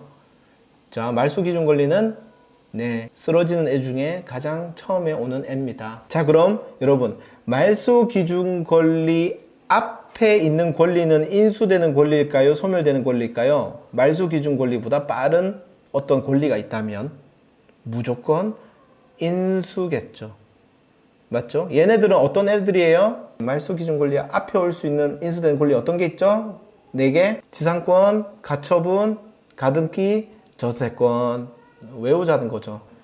자, 그럼 말소 기준 권리 이후에 들어온 가등기, 가처분, 전세권, 지상권은 인수 당연히 되겠네요. 여러분, 말소 기준 권리 뒤에 들어온 인수되는 권리는요, 민사집행법상에서 모두 소멸시켜줍니다. 이게 바로 포인트 3입니다. 다시 한번. 가처분, 가등기, 전세권, 지상권은 원래 인수되는 권리입니다. 그런데 말소 기준 권리 뒤에 들어오면 걔네들은 소멸되게 법이 만들어 놨습니다. 민사집행법에서요. 근데 여러분 너무 억울하지 않나요? 이 뒤에 들어온 사람들도 어떤 권리를 행사하기 위해서 잡았을 텐데 말소 기준 권리 뒤에 들어왔다 해서 다 소멸된다. 너무 억울하지 않을까요? 그런데 법원에서 뭐라 얘기한다? 너가 등기 칠 때 누가 있었다? 네 위에? 너가 등기 칠 때 네 위에 말소 기준 권리 있는 거 알고 들어왔잖아. 꺼져. 자, 이건 누굴 보호해주기 위한 장치인가요? 민사집행법에서, 이 경매법에서. 바로 말소 기준 권리. 대부분은 근저당권자죠. 예, 대부분 근저당권자인 이 말소기준권리 근저당권자를 지켜주기 위해서 뒤에 있는 애들은 다 소멸시켜 주는 이유라고 생각하시면 됩니다. 만약에 이 말소기준권리 대부분 근저당권자, 이 근저당권자 뒤에 오는 애들도 인수하게 만들어 놓으면 누가 돈을 빌려주겠어요, 여러분? 생각해 보세요. 누가 돈을 빌려주겠어요, 부동산한테? 맞죠? 그렇기 때문에 근저당권자가 안심하고 돈을 빌려줄 수 있도록 말소기준권리, 즉 근저당권 뒤에 들어오는 인수되는 권리는 민사집행법에서 소멸시켜준다. 자, 여러분 고생 많았습니다. 그래서 타노스가 손가락을 튀기면 그 뒤에 모든 권리들은 소멸하게 된다. 자, 지금까지 배웠던 거를 정리하도록 하겠습니다. 이제부터 우리가 이 경매 사건에서 인수하게 되는 거는 딱 이 한마디로 다 할 수 있는 겁니다. 어떻게 하면 돼요? 말소 기준 권리 위에 등기가 있으면 인수다. 이걸로 끝난 거예요. 맞죠? 다시 한번. 말소 기준 권리를 찾고 그 위에 어떤 권리가 있다면 그건 우리가 이제 인수하는 겁니다. 결국 이것만 본다는 거예요. 왜? 말소 기준 권리 뒤에 오는 애들은 인수도 소멸이고 다른 원래 소멸된 애들도 소멸이니까 우리는 말소 기준 권리만 찾으면 그 위에 어떤 이상한 권리가 있다면 그건 무조건 인수라고 생각하시면 끝이다. 자, 여러분 눈앞에 보이는 거 말소 기준 권리 몇인가요? 자, 1번이 말소 기준 권리입니다. 자, 이 사건에서 인수 권리 있나요? 인수 권리가 뭐죠? 갑이죠. 소유권, 이전 청구권, 가등기. 소유권 보존이나 소유권 이전은 여기서 아닌 겁니다. 빼고요. 자, 여러분 제가 어떤 질문을 할게요. 만약에 저 가등기권자가 배당 요구 신청을 했어요. 자, 그러면 말소 기준 권리가 누가 되나요? 다시 한번. 소유권, 이전 청구권, 가등기권자가 저 담보 가등기 맞아요 하면서 배당 요구 신청을 했어요. 그럼 누가 말소 기준 권리인가요? 자, 갑 2가 자기가 말소 기준 권리가 되겠죠. 자, 그러면 그렇게 되면 인수되는 게 있나요? 이 사건에서? 그렇죠. 없습니다. 자, 이거 어떻게 할 수 있는지 아세요? 문건 송달 내역이라고 이제 요 경매 사건 서류가 왔다 갔다 한 내역이 있는데 거기 딱 적어놔요. 담보 가등기권자 배당 요구 신청함 이렇게 다 나와요. 그리고 매각 물건 명세서에 적어놨어요. 그거 보고 알면 돼요. 자, 여러분 이 사건에서 인수할 게 있나요? 없나요? 여러분 타노스가 이렇게 만들었어. 인수할 거 없습니다. 자, 여러분 더 허무하게 만들어 드리겠습니다. 다시 한번 질문 드리겠습니다. 권리 분석은 우리가 하나요? 법원이 하나요? 사실은 저 권리 분석은 계장님이 해서 어떤 서류를 우리한테 보여준다? 어떤 서류로 방금 그 권리 분석의 결론을 보여준다? 매각 물건 명세서. 매각 물건 명세서. 매투더, 각투더, 물투더, 건투더, 명투더, 세투더, 서. 매각 물건 명세서 끝이에요. 이것만 보면. 자, 이게 매각 물건 명세서인데요. 우리 파트 1 있잖아요. 방금까지 배운 거. 거기서 인수할 게 있으면요. 그냥 여기 딱 적어줍니다. 여러분. 사실 여러분 권리 분석할 필요 없어요. 여기 있잖아요. 뭐라 적혀있어요?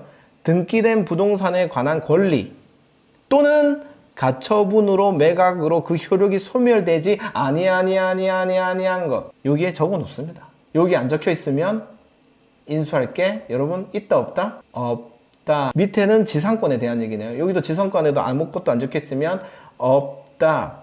그리고 세 번째 거는 또 다른 어떤 이상한 게 적혀 있을 수 있어. 근데 아무것도 안 적혀 있으면 우리가 생각할 게 없다.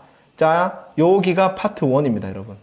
요 밑에 이 세 줄이 파트 1에 인수되는 게 있다면 들어가는 공간입니다. 자, 이 매각 물건 명세서 이 사건에서는 인수될 게 있나요, 없나요? 없다. 누가 이거를 책임진다? 법원 담임 법관이 책임진다. 없는 거. 맞죠? 그래서 양제이션은 파트 1에서 이 세 줄에 아무것도 인수되지 않는다를 저는 뭐라고 부르는지 아십니까? 아디다스라고 부릅니다. 뭐라고요? 아디다스다. 자, 매각 물건 명세서가 잘못될 수도 있지 않나? 이렇게 질문할 수도 있습니다. 왜냐면 사람이 권리 분석을 하는 거기 때문에. 근데요, 매각 물건 명세서에 만약에 실수가 있었잖아요. 인수될 게 있는데 없다고 적어놨다? 그러면 우리 보증금 다시 돌려받을 수 있습니다. 왜? 민사집행법 제121조 이의신청 사유가 됩니다. 잘못 적혀 있으면. 두 번째, 판례입니다. 나라가 손해배상을 해줘야 됩니다. 우리가 저것 때문에 잘못 작성돼서 우리가 문제가 생기면 우리 금전에.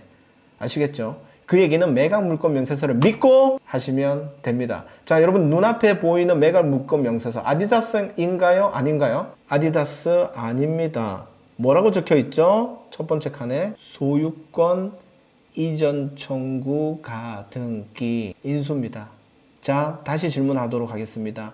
이 갑구 2번이 배당 요구 신청을 했어요. 그러면 인수드릴 게 있을까요? 없을까요? 없습니다. 그리고 이 사건의 말소 기준 권리는 누가 될까요? 갑구 2번이니까 아무래도 이 담보 가등기가 말소 기준 권리가 될 겁니다. 자, 여러분, 이 매각 물건 명세서에서 말소 기준 권리가 바로 이 최선순위 설정 일자입니다. 몰랐던 분은 깜짝 놀라셨을 겁니다. 최선순위 설정 일자가 바로 말소 기준 권리입니다. 자, 질문하도록 하겠습니다. 요 갑구 2번 소유권 이전 청구 등기 청구권 가등기권자가 배당 요구 신청을 했어요. 그럼 여기 뭐라고 적혀 있을까요? 여러분, 2001.1.17일 담보 가등기라고 딱 적혀 있어요, 여기. 그래서 여러분들이 매각 물건 명세서만 봐도 저런 사항들을 다 볼 수 있는 겁니다. 여러분, 이거 인수할 거 있나요, 없나요? 네 글자로 뭐라 부른다? 아디다스다. 아디다스다. 일주일 만에 권리 분석 마스터하기 4강입니다. 오늘은 너무나도 중요한 주제입니다. 바로 대항력입니다. 사실상 경매 물건에서 우리가 인수할 수 있는 것이 있다면 대부분은 임차인의 보증금입니다. 이것은 해당 임차인의 대항력의 유무로서 정해지는 건데요. 이렇게 중요한 대항력, 오늘 이 영상으로 완벽하게 정리하세요. 화면에 주택임대차보호법 보이죠? 1983년까지만 해도 파트 1으로 끝났습니다. 경매는요. 물론 정보가 없어서 사람들이 많이 못했죠. 그런데요, 1984년에 노태우 대통령이 되면서 아파트가 많이 들어오면서 전세 사기가 급증을 하게 됐죠. 그러면서 이 전세 사기를 막기 위해서 우리 임차인을 좀 보호해주는 법을 만들자. 그렇게 해서 이게 주택임대차보호법이 탄생되었다. 임차인한테는 너무 좋은데 우리 경매인들한테는 매우 무시무시한 인수괴물이다. 이렇게 보시면 됩니다. 여러분 보이죠? 자, 파트 2는요, 딱 요 3개 하겠습니다. 대항력, 우선 변제권, 임차권 등기. 자, 누군가는 양재션님 왜 최우선 변제권은 뺐나요? 라고 말할 겁니다. 자, 다시 질문해 볼게요. 입찰자로서 권리 분석하는 이유는 두 글자로 뭘까요? 두 글자로 권리 분석하는 건 우리 인수 때문에 하는 겁니다. 최우선 변제는요, 인수금을 우리한테 더 추가로 만들어주는 애는 아니에요. 그래서 오늘 뺐습니다, 여러분. 예. 우리의 인수를 가져다 주는 거는 대항력입니다. 우선 변제권도 사실은 인수를 가져다 주는 애는 아닌데, 조금 연결이 되기 때문에 넣은 겁니다. 자, 들어가 보도록 하겠습니다. 여러분, 헷갈리는 포인트 또 나옵니다. 예? 분명히 여러분들이 알고 있다고 생각했는데, 헷갈리는 포인트를 바로 꼬집을 거예요. 자, 임차권은 이렇게 3개가 대표적이죠. 그 중에 가장 여러분들 중요한 게 뭘까요? 이 중에서 뭔가 딱 중요하게 안 생겼어요, 글자가. 대항력. 대항력만 들어도 여러분들은 오줌을 싸야 돼. 어우 무서워 이러면서. 대항력은 무서운 거예요. 자, 왜 무섭냐? 저는요, 여러분 이렇게 법조문을 보잖아요. 약간 예술 작품 보는 것 같아요. 전혀 이게 글자로 안 보이고 그냥 약간 외계어. 삐럭삐럭 뺄랑 삐럭삐럭 이런 식으로 눈에 보여요. 무슨 말인지 하나도 모르겠어. 자, 그런데 자, 대항력 한 문장으로 끝내도록 하겠습니다. 임차인이 임대차 계약 기간 동안 마음대로 다 살고, 임대차 계약 기간 동안 다 살고 나갈 때 주인에게 보증금 받고 나간다. 여러분, 대항력입니다. 여기서 추가 조건을 더 넣을게요. 임대차 계약 중간이라도 집주인이 바뀌어도, 핵심은 이거예요. 집주인이 바뀌어도 기존의 임대차 계약 기간 동안 다 살고 나갈 때 그때 주인에게 보증금 받고 나간다. 이게 대항력입니다. 여러분, 이렇게 설명해도 어렵나요? 다시, 주인이 매매로 바뀌든 상속으로 바뀌든 증여로 바뀌든 공매로 바뀌든 경매로 바뀌든 나는 기존의 임대차 계약 기간 동안 그냥 살고, 주인이 바뀌든 말든 나갈 때는 그때 나갈 때 주인에게 보증금을 받고 나간다가 대항력입니다.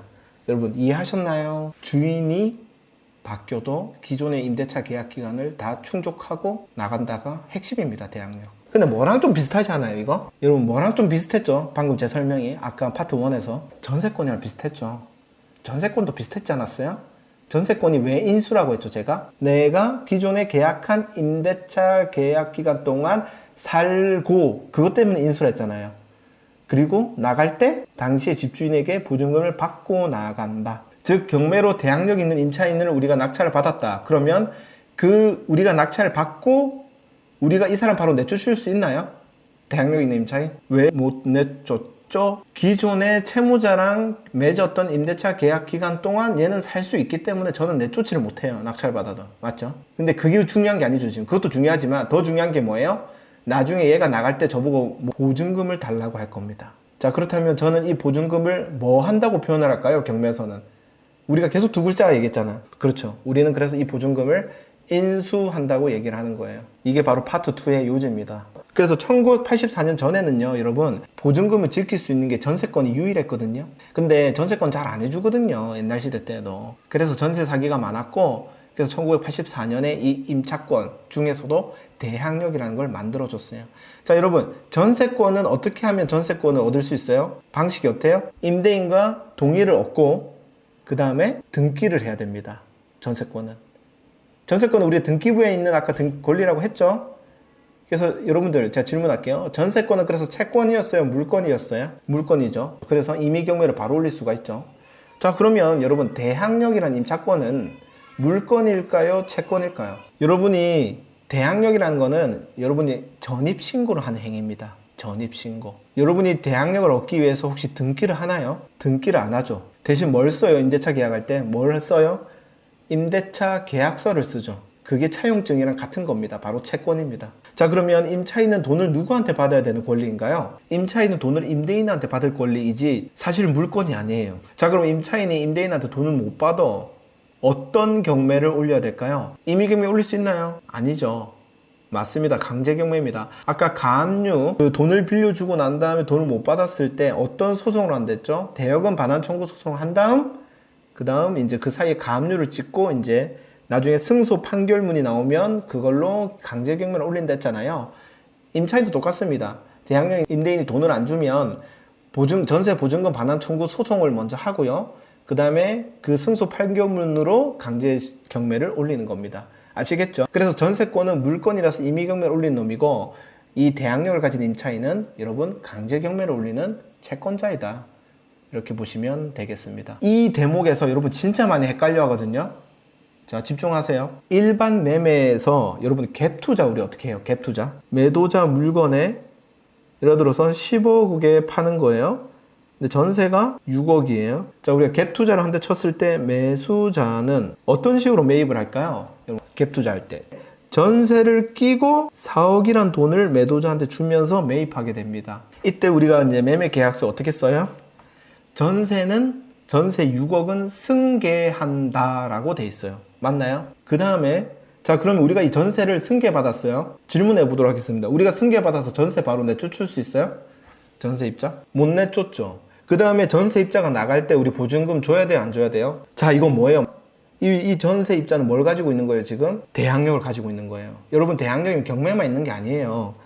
일반 매매 상황에서의 이 전세입자는 대항력을 가지고 있는 거예요. 대항력을 가지고 있기 때문에 일반 매매로서 주인이 바뀌었죠?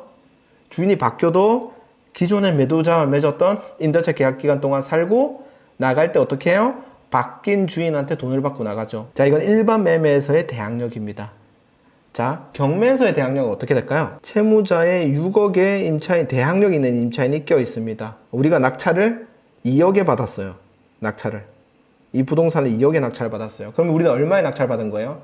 사실은 8억에 받은 건데 먼저 2억을 주고 낙찰을 받아요. 그 다음에 이 임차인이 계약 기간 동안 살다가 나간다 하겠죠. 그때 우리가 6억을 주는 거예요. 맞죠? 이해됐나요? 한 번에 8억을 주고 산 게 아니라 먼저 2억을 법원에 내서 낙찰을 받습니다. 그럼 이 2억으로 막 배당이 되겠죠? 또 뭐 이상한 사람들한테, 채권자들한테 배당이 되고 나중에 이 사람이 나갈 때 그때 6억을 주는 거예요, 여러분. 무슨 말인지 알겠죠? 이 8억이 바로 필요한 게 아니야, 낙찰을 받고. 일반 매매 대항력처럼 나중에 나갈 때 6억을 주면 되는 겁니다. 여러분 이거 이해하셨나요? 그래서 6억을 인수하는 거죠. 사실요, 여러분, 대항력 있는 임차인을 낙찰을 받은 건요, 이런 표현을 누가 썼는지 모르겠습니다. 갭 투자랑 비슷한 거예요. 너무나 상큼한 표현 아닌가요? 대항력 있는 임차인을 우리가 낙찰을 받은 건 갭 투자한 거예요. 그래서 대항력 있는 임차인 낙찰을 받았던 나쁜 건 아니에요. 우리가 낙찰받은 금액이랑 인수보증금을 합쳐서 시세보다 낮으면 되지. 맞죠? 자, 이것도 우리가 경매에 있어서 대항력이라고 합니다. 자, 질문 들어가도록 하겠습니다. 일반 매매에서의 이 대항력을 가지려면 어떤 조건들이 필요합니다. 경매에서도 대항력의 조건들이 필요할 텐데 이 두 개가 같을까요? 좀 차이가 있을까요? 자, 일반 매매에서의 대항력 조건, 유식건물로 대항력의 요건이라고 합니다. 전입신고를 해야 된다, 점유를 해야 된다. 이 두 개 말고 하나가 또 충족해야 돼. 바로 계약을 해야 된다. 그렇죠. 정상적인 임대차 계약을 해야 된다. 이 세 가지가 우리 일반 매매에서의 대항력입니다. 자, 이때 일반 매매에서의 대항력에서 전입신고 날짜가 언제냐가 중요할까요? 아니면 전입신고 행위가 중요할까요? 일반 매매의 대항력의 요건, 계약, 전입, 점유. 이때 전입은 일자가 중요할까요? 그냥 한 게 중요할까요? 행위만 하면 됩니다. 그냥 전입신고를 하면 돼. 어떤 날짜인지는 중요하지 않아. 그러면 대항력의 요건을 갖춰서 일반 매매에서는 대항력을 갖춘 겁니다. 바로 대항력의 요건입니다. 여러분 갭 투자할 때도요, 이 세 개를 갖추었기 때문에 우리가 그 사람들을 못 내쫓고 아직 보증금을 줘야 되는 거예요. 다시 한번 정상적인 임대차 계약, 전입신고 행위, 그 다음에 살고 있어야 된다. 여러분 중요하니까 천천히 가도록 하겠습니다. 질문하도록 하겠습니다. 경매입니다. 매매가 아니라 압류 공매도 포함입니다. 자, 이 경공매에서는 대항력의 요건 이 세 가지만 갖추면 될까요? 아니면 추가 조건이 필요할까요? 추가 조건이 필요합니다. 뭘까요, 그게? 경매에서는요, 입찰자도 보호해야 되지만 근저당권자도 보호해야 됩니다. 생각해 보세요. 근저당권자가 보통 말소기준 권리죠. 말소기준 권리 뒤에 임차인이 들어왔는데 바로 대항력을 갖는다? 여러분 확정일자는 아무 관련이 없어요. 대항력에. 이게 헷갈리니까 제가 오늘 딱 잡아줄 거예요. 확정일자는 아무 관련 없다. 정답 말씀드리겠습니다. 결국 근저당권자를 지키기 위해서 경매는 이렇게 만들어져 있어요. 근저당권자인 즉 말소 기준 권리보다 전입일이 빨라야지만 그때 대항력을 살려줍니다. 경매에서는 말소 기준 권리보다 전입이 빠를 때만 대항력을 줍니다. 경매에서는 말소 기준 권리보다 전입일이 뒤다? 그러면 근저당권자를 지켜주기 위해서 대항력을 없애버립니다. 아무리 대항력의 요건을 갖추었다 하더라도 말소 기준 권리보다 전입이 뒤에 들어왔다면 대항력을 없애는 게 경매입니다. 생각보다 요거 헷갈려 합니다. 진짜 제일 중요한 건데. 대항력의 요건은 갖추었는데 전입일이 말소 기준 권리보다는 늦었어. 이 경매 사건에서. 보증금은 받고 나갈 수 있나요? 보증금도 다 하나도 못 받나요? 대항력의 정의로만 생각해 볼게요. 우선 변제, 최우선 변제 빼고 생각해 봅시다. 못 받습니다. 미친 듯이 억울하지 않아요? 나는 대항력의 요건을 다 갖췄는데 전입일이 말소 기준 권리보다 하루 느리다는 이유로 첫 번째, 지금 바로 쫓겨나야 되고 두 번째, 돈을 한 푼도 못 받는 게 바로 경매에 있어서의 대항력입니다. 임차인 입장으로서는 기가 찰 오르시죠. 파트 2 통틀어서 이게 가장 중요한 겁니다, 여러분. 의외로 헷갈립니다. 자, 여러분 이해됐나요, 이제? 대항력의 요건을 갖추고 전입일이 말소 기준 권리보다 빨라야 내가 계약기간, 이전 계약기간 동안 살고 보증금도 낙찰자한테 다 받고 나간다. 만약 대항력의 요건이 없거나 대항력의 요건이 없는데 전입이 말소 기준 권리보다 빨라도 대항력은 없죠. 여러분 질문해 볼게요. 점유를 안 하고 있어. 근데 전입일이 말소 기준 권리보다 빠르대. 대항력 있나요? 여러분 정상적인 계약이 아니었대. 임대차 계약서는 없었대. 근데 전입일이 말소 기준 권리보다 빨랐대. 대항력이 있을까요? 여러분 이 네 가지는요 엔드 조건이에요. 이 네 가지를 다 충족하고 있어야지만 경매, 압류 공매에서는 대항력을 가집니다. 자, 그래서 우리가 가장임차인 깨는 거 질문 많이 하셨던 대항력 요건 이 세 개를 깨면 가장임차인을 깨는 겁니다. 넘어갈게요, 여러분. 이거 여기서 끝나는 게 아닙니다. 뒤에서 계속 연결됩니다. 자, 여러분 매각 물건 명세서입니다. 파트 1은 어디 있다고요? 매각 물건 명세서의 파트 1은 밑에입니다. 자, 지금 이 사건 파트 1에서 인수할 거 있나요? 없나요? 없습니다. 그 위에 파트 2다. 파트 1, 2는 제가 만든 거예요, 여러분. 뭐 어디서 정한 게 아니라. 파트 2가 뭐에 대한 상황이었어요? 임차인 보증금. 대항력이 있는지 없는지를 보는 게 매각물건 명세서의 핵심입니다. 경매 대항력의 조건 첫 번째, 전입일자 어디 있나요? 나와 있죠? 전입일자. 자, 그럼 어떤 걸 또 봐야 되나요? 계약이 있었는지, 점유하고 있는지. 여러분, 요건 어떻게 할 수 있죠? 여러분, 이거 좀 어려운데 생각해 보십시오. 계약이랑 점유는요, 우선 법원에서는 전입일자가 돼 있으면 돼 있다고 칩니다. 법원에서도요, 정상적인 임대차 계약서가 있었는지 점유를 하고 있는지는 사실 조사가 안 돼 있어요. 그런데 우선 법원에서는 전입 신고가 돼 있다면 계약이나 점유가 되어 있다고 우선 봅니다. 알겠죠, 여러분? 나중에 우리가 법원에 이 사람 실제 정상적인 임대차 계약이 아니었어요, 이 사람 지금 안 살고 있어요, 이 사람 쫓아내야 돼요 라고 말하려면 우리가 법원에 뭘 제출해야 될까요? 증빙 서류를 우리가 조사해서 제출해야 되는 거예요. 나중에 내쫓으려면. 법원에서는 이렇게 전입 신고 행위가 되어 있다면 계약이랑 점유는 우선 돼 있는 걸로 본다. 즉 전입 신고 돼 있다면 대항력의 요건은 갖춘 걸로 우선 봅니다. 법원에서는. 자, 두 번째, 가장 중요한 조건 이제 뭐 있었죠? 일반 매매 대항력과 다른 거. 어떤 조건이 있었죠? 제일 중요한 거. 전입 신고 일자가 말소 기준 권리보다 먼저 돼 있냐, 늦게 돼 있냐. 자, 그럼 전입 일자를 아니까 말소 기준 권리 일자를 알아야 되네. 자, 여러분 매각 물건 명세서의 말소 기준 권리 일자가 어디 있나요? 최선 순위 설정 일자다. 자, 그러면요, 여러분 깔끔하게 이렇게 생각하시면 됩니다. 자, 매각 물건 명세서에서는 대항력이 있다 없다는 그냥 깔끔하게 어떻게 하면 된다? 전입 신고 일자랑 최선 순위 설정 일자만 비교하면 끝. 자, 최성무기 경매에서 대항력 있나요, 없나요? 여러분, 이 파트 2에서 우리가 인수할 게 있나요, 없나요? 이 사건에서는 인수할 게 전혀 없다. 끝. 매각 물건 명세서로만 권리 분석이 가능합니다. 믿으세요. 이제 5강이네요. 오늘은 경매 권리 분석 핵심 서류들의 작성 원리를 파악해보고 케이스별 권리 분석 실습을 해보겠습니다. 또 매각 물건 명세서에 이 정보를 어디서 갖고 왔냐? 현황조사라고 적혀 있습니다. 현황조사라는 거는 경매 신청이 오고 경매 기입 등기가 올라가면 집행관님이 실제 임장 비슷하게 물건지를 간다 그랬죠. 그래서 그 누가 살고 있는지, 전입이 누가 되어 있는지에 대한 내용을 현황조사서라는 서류로 우리한테 제공을 해 줍니다. 모든 사건의 신건 입찰 기일로부터 14일 전에 감정평가서와 이 현황조사서를 게시를 해 줍니다. 자, 뭐라 적혀 있어요?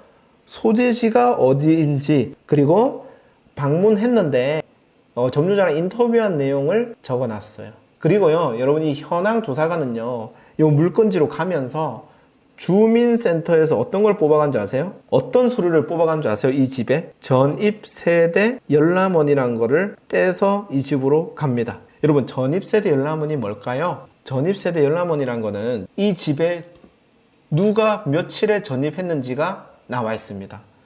세대 주겠죠, 보통. 2번, 며칠 날 전입했는지. 이게 나와 있는 서류가 전입세대 열람원입니다.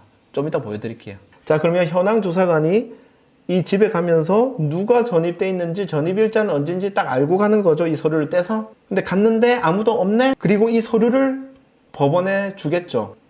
그러면 법관이 그 현황조사서에 있는 전입세대 열람원에 있는 정보를 이렇게 넣어서 매각 물건 명세서에 넣어주는 겁니다. 이제 원리를 알겠나요? 그래서 전입세대 열람원에는 전입일자와 이름과 전입일자는 두 가지 데이터밖에 없으니까 이렇게 두 가지만 들어가 있는 거예요.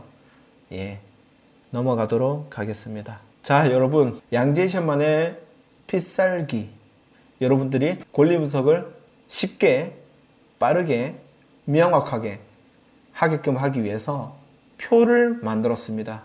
이거는 양재시험이 자체 제작했다라는 점 강조드리면서, 자, 여러분, 지금까지 여러분들이 배우는 거는 딱 4가지 케이스입니다. 이제 매각 물건 명세서를 딱 봤을 때요. 첫 번째, 파트 1에서 아디다스가 아니라 뭔가 적혀 있는 경우 케이스 1으로 해볼게요. 이제 앞으로 여러분들 이 숫자를 계속 적는 겁니다, 저한테. 그리고 임차인이 있든 없든 상관없이 여러분 파트 1에 인수할 권리가 있는 거예요. 가등기 가처분 전세권. 자, 여러분, 결론적으로 우리가 이거를 인수하나요, 소멸하나요? 그렇다면 결론적으로 우리가 인수하게 되겠죠, 파트 2에 상관없이. 근데 이게 여러분 전체 물건의 5%도 안 됩니다. 진짜입니다. 좀 이따 저랑 실습하면 이 1번 찾는 게 신기할 거예요. 거의 없습니다, 이거. 자, 그러면 나머지 3가지 경우가 이제 남아 있습니다. 이때까지 저랑 배운 것 중에 이제 3가지 경우에는 이제 파트 1 인수하지 않는 것으로 보고, 첫 번째, 파트 1이 인수하지 않는데 임차인이 안 살고 소유자가 살고 있는 경우입니다. 여러분, 소유자가 살고 있다면 파트 2에서 인수할 보증금이 있을까요, 없을까요? 케이스 2번에서 우리가 결론적으로 인수할 게 있나요, 없나요? 없습니다. 근데요, 여러분, 이게 전체 경매 물건의 3분의 1이라 믿으시겠습니까? 여러분들이 더 많은 물건을 보고 싶다. 자, 세 번째 케이스. 어마무시한 임차인이 있어. 그런데 대항력이 없어. 여러분, 파트 2에서 인수할 게 있나요? 없나요? 대항력이 없으면 파트 2에서 인수할 게 없죠. 자, 그럼 3번 케이스도 인수할 게 있나요? 결론적으로? 없습니다. 여러분, 2번, 3번만 해도요, 전체 경매 물건의 60%는 인수 없이 여러분들이 돈 벌 수 있다. 그리고 중요한 건 이제부터 1번, 2번, 3번은 여러분들이 매각 물건 명세서로 확인할 수 있다. 여러분은 이 60%만 하면 됩니다. 놀라운 사실 알려드릴까요? 저도 경매 지금 3년, 4년째 하고 있잖아요. 제가 낙찰 받았던 건 다 그냥 2번, 3번밖에 없었어요. 저라고 특이한 걸 했겠어요? 2번, 3번이 대부분이라니까요. 그리고 여러분, 상업용 부동산은 전세가 없잖아요. 대부분 월세거든요. 그러면 상업용 부동산은 무조건 2번, 3번이에요. 월세기 때문에 보통 대출 뒤에 들어오잖아요. 세입자가. 대출이 근저당이니까 말소기준 걸리잖아요. 그 뒤에 전입이 들어왔으니까 대항력이 없는 임차인들이에요. 보통 월세 임차인들은. 그래서 상업용은 다 3번이에요, 그냥. 근데 아파트가 이제 대항력이 있는 게 간혹 있죠. 간혹이 아니라 좀 많죠. 그래서 제가 30으로 내린 건데, 상업용까지 한다고 치면 사실 대부분의 경매 물건은 여러분 인수하는 게 없습니다. 쫄지 마세요. 자, 그러면 우리는 어떤 걸 하면 안 되냐? 첫 번째, 케이스 1번에 파트 1에서 인수하는 거. 두 번째, 이 케이스 4번이 따로 있기 때문에 우선 5번이라고 할게요. 여러분, 오타 아닙니다. 좀 이따 끼어들어서 그래요. 자, 케이스 5번은요, 파트 1에서는 인수한 게 없는데, 아하, 대항력이 있네. 전입일이 말소 기준보다 빨라서. 자, 여러분, 대항력이 있으면 파트 2에서 인수한다, 안 한다? 인수한다.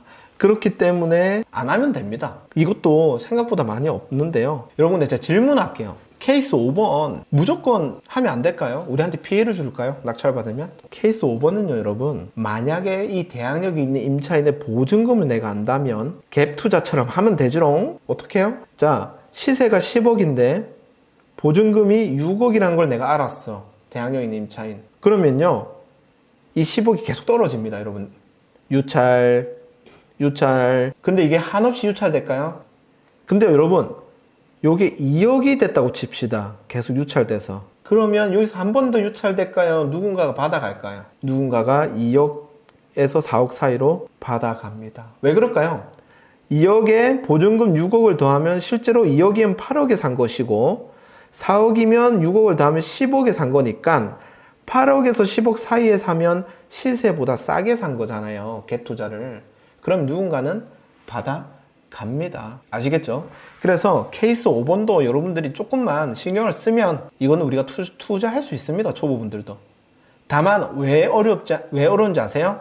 이 보증금을 알기가 힘들 수도 있어요. 여러분, 왜 보증금을 알기가 힘들까요? 전입세대 열람원에는 보증금이 안 나와 있습니다. 그러면 뭐라 뜬지 아세요? 경매정보지에는 미상이라고 뜹니다. 여러분, 왜 미상이라 뜬지 이제 아시겠죠? 전입세대 열람원에는 보증금이 안 적혀 있어서 모릅니다, 법원에서. 그래서 미상입니다. 근데 알 수 있는 방법, 첫 번째, 찾아가서 물어보세요. 용용용용 물어보면 되죠. 이 사람이 우리를 왜 싫어할까요? 싫어할 필요 없잖아요. 내 다음 주인일 뿐이잖아요. 그래서 보증금 얼마인지 물어보세요. 두 번째, 여러분들 국토부 실거래가 다 있잖아요. 맞죠? 국토부 실거래가 다 보실 수 있죠. 그럼 전입일에 맞춰서 대충 그 근간에, 그 층에, 그 동에 전세 계약된 거를 보시면 또 알 수가 있죠. 그런 식으로 우리 또 보증금을 조사할 수가 있다. 근데 이런 식으로 저런 식으로도 보증금을 알 수 없다면 안 하면 되지롱. 맞죠? 여러분, 이 표 너무 훌륭하지 않습니까? 나는 초보자분들한테 너무 좋은 표라고 생각합니다. 자, 초보자분들 뭐만 하면 돼요? 제일 쉬운 거 2번, 3번만 하세요. 이게 전체 물건의 60%입니다. 2번이 뭐라고요? 아디다스에 임차인 없는 거. 3번이 뭐라고요? 아디다스에 대항력 없는 임차인. 이게 60%입니다. 좀 이따 실습할 때 한번 봅시다. 실습을 해줘야 되거든요, 여러분. 아파트 어디 많이 나오죠? 우리 청주 한번 가볼까요? 청주 아파트 많잖아요. 실습입니다. 자, 이렇게 딱 피면 매각 물건 명세서 바로 볼 수 있습니다. 경매정보지에서. 근데 이게 비굴 안에 있는 게 사실 인수하는 권리는 아니에요. 물론 읽어는 봐야 됩니다, 여러분. 근데 읽어보면 인수하는 건 없어요. 우선 매수를 하겠다, 다른 분이. 그러니까 내가 낙찰받은 금액을 뺏어간다. 우리가 돈을 잃는 건 아닙니다. 자, 그러면 아디다스라고 치고 몇 번? 자, 5번. 자, 여러분 5번 할 거예요, 안 할 거예요? 보증금을 안다면 갭투자 방식으로 할 수도 있다. 하지만 내가 보증금을 모른다면 초보자분들은 그냥 끄세요. 예. 근데 여러분, 네, 조금 어려운 얘기 해볼까요? 얘가 무조건 대항력 요건을 실제로 갖춘 애가 맞을까? 정상적인 계약이나 점유를 안 하고 있을 수도 있습니다. 솔직히 말해가지고. 근데 그건 우리가 조사를 해야 되고요. 그런 거를 우리는 특수 물건으로서 가장 임차인 물건이라고 하는 거예요. 근데 우리 초보 단계에서는 좀 하기가 힘들어요, 이거를. 임대차 계약이나 아니면 점유가 아닌 거를 우리가 깨야 되거든요. 우리가 깨서 법원 집행관실에 증빙을 해야 돼요. 그래야 내쫓을 수 있어요. 대항력이 없다고 깨서. 근데 우리가 그거를 밝혀낼 수 없다면 인수하게 될 수도 있습니다. 그러니까 계속해서 못 내쫓을 수 있어요. 우리 초보분들은 이렇게 하면 아, 인수하는 거구나, 보증금 진짜 모르겠다 하면은 끄세요. 내가 잘 보니까 등기부도 보고 하니까 얘 가짜인 것 같은데 전입만 해놓고 안 살고 있거나 임대차 계약 아니었던 것 같아. 그냥 전입신고만 한 것 같아. 그러면 가장 임차인이니까 요게 경쟁률이 덜 하겠죠. 그러면 조금 싸게 낙찰받을 수 있습니다. 그리고 요 안에 있는 사람 이사비 주고 보낸다든지 협상을 통해서 우리가 정리를 할 수가 있겠죠. 근데 이거는 우리는 이제 오늘 초보 클래스니까 그냥 5번이다 하고 넘어갈게요. 여러분 생각보다 허위도 많습니다. 전입신고. 좋습니다. 자, 여러분 이거 없다 치고 몇 번이에요? 이거 없다 치면 5번입니다. 근데 여러분 이건 하지 마세요. 이게 건축법상 사용 승인을 받지 않은 건물이다. 맞죠? 그래서 문제가 있는 건물이니까 이런 거는 그냥 안 하시면 됩니다. 즉 매각물건협상서에 모든 이런 특이사항을 적어 놓는다. 아니 여기 이상한 아파트밖에 안 나와요, 여러분. 자, 집합건물 대장 미등재, 이건 이상한 아파트야. 여러분 이런 건 하지 마시고요. 자, 여러분 몇 번이죠? 2번. 인수할 거 있나요? 인수할 거 없다. 자, 몇 번이에요? 3번. 인수할 거 있나요? 없다. 인수할 거 있나요? 몇 번이죠? 인수할 거 없다. 몇 번이죠? 몇 번인가요? 2명이 있나 보네요. 솔직히 말해서 우리 현상으로 보면 5번이에요. 여러분, 우리가 현상으로 보면 5번이죠. 김학근이가 대항력이 있잖아요. 맞죠? 근데 제 눈엔 어떻게 보이냐면 얘는 가짜거든요. 그냥 그 전 사람이 아직 전입을 안 뺀 거예요. 그래서 무임이라 적어 놓은 거고요. 근데 이거는 그냥 제 눈에는 보이는 거예요. 예. 정유순이는 실제 지금 있는 임차인일 거예요. 맞죠? 이런 경우에는 현황 조세서를 한번 읽어봐야 되는데 완전 반대로 알았네. 자, 여러분 대항력이 있습니까 없습니까? 김학근이가 대항력의 요건 중에 전입 요건 있죠. 그 다음에 점유하고 있죠. 근데 뭐가 없어요? 정상적 돈이 왔다 갔다 한 계약이 안 돼 있는 거죠. 맞죠? 그렇다고 치면 대항력이 있다 없다? 예, 없는 겁니다. 그렇기 때문에 이 물건은 몇 번이에요? 3번. 여러분 이런 것만 하면 됩니다. 너무 어렵게 하지 말자고. 권리분석 매각물건 명세서에서 도장 찍어서 해줘. 도장. 윤홍님이 도장을 찍어줬잖아요. 매각물건 명세서를 믿읍시다. 힘드신 분들은 집에 가도 좋습니다. 이렇게만 이제 입찰 들어가서 돈 버시면 됩니다. 그런데 조금만 더 공부하면 더 재밌을 겁니다. 일주일 만에 권리분석 마스터하기 벌써 6강입니다. 오늘은 임차인의 우선 변제권과 배당 원리에 대해서 한번 이 영상에서 알려드려 보도록 하겠습니다. 임차인의 우선 변제권이라는 건 다른 권리들보다 먼저 배당을 받고 나간다는 뜻인데요. 자, 그러면 이 배당 원리에 대해서도 우리가 알면 좋거든요. 오늘 제가 한번 잘 알려드려 보도록 하겠습니다. 이제 우선 변제권으로 들어가 보도록 하겠습니다. 우선 변제권이 뭘까요? 제가 근저당권은 채권이라고 했어요? 물건이라고 했어요? 근저당권은 물건입니다. 그리고 이 물건은 우선 변제권을 가진다. 이걸 다시 말하면 배당받을 때 우선 배당한다고 알려드리겠습니다. 채권은 우선 배당이 아니에요. 얘는 안분 배당입니다. 헷갈리죠, 여러분? 설명드릴게요. 자, 순서로 봤을 때 경매 기입 등기가 1월 1일 날 근저당권자가 있어요. 1억입니다. 1월 30일 날 근저당권자가 있어요. 1억입니다. 자, 여러분 매각 대금이 1억 5천입니다. 자, 처음에 누가 얼마 받아요? 얘가 A이고 B입니다. 처음에 누가 얼마 받아요? A가 1억, 그 다음에 B가 얼마 받아요? 맞죠? 여러분 이게 우선 배당입니다. 우선 배당이란 뭐냐면 내가 먼저 일자가 잡혀 있으면 내 먼저 다 받는다는 거예요. 먼저 서가지고. 이걸 우선 배당이라고 하는 거예요. 다시 한번. 우선 배당이라는 거는 등기 일자로 줄을 세워서 맨 앞에 있는 애가 다 받으면 남은 거 가지고 그 다음 애가 다 받고 그러면 이 뒤에 있는 근저당 C가 있다면 이 근저당 C는 받을 게 있나요? 이 근저당 C는 아무것도 못 받죠. 왜? 뒤에 줄 섰잖아요. 요게 우선 배당의 원칙이다라고 합니다. 그리고 이런 우선 배당은 물건일 때 그렇습니다. 근저당뿐만 아니라 물건이 또 뭐가 있었죠? 제가 알려드린 것 중에 배당 요구한 전세권도 물건이었죠, 여러분. 그럼 근저당권과 전세권 이렇게 우선 배당됩니다. 얘네들은 줄을 서서 먼저 가져갑니다. 자, 그런데요, 여러분, 채권은요 우선 배당이 아니에요. 예를 들어서 1월 1일 날 가압류 A 가압류, 2월 1일 날 B 가압류, 3월 1일 날 C 가압류예요. 1억씩이에요. 그런데 매각 대금이 1억 5천에 낙찰됐어요. 순서는 잡혀 있습니다. 근데 액수가 한번 맞춰보십시오. 얼마큼씩 받는지. 가압류는 채권이에요. 채권은요 안분 배당입니다. 이 세 명을요 다 더해가지고 이 금액만큼 비율대로 나눠 갔습니다. 먼저 등기를 했다 하더라도 채권은 힘이 약합니다. 왜? 솔직히요, 이날 돈 빌려준 날 아니잖아요, 1월 1일이.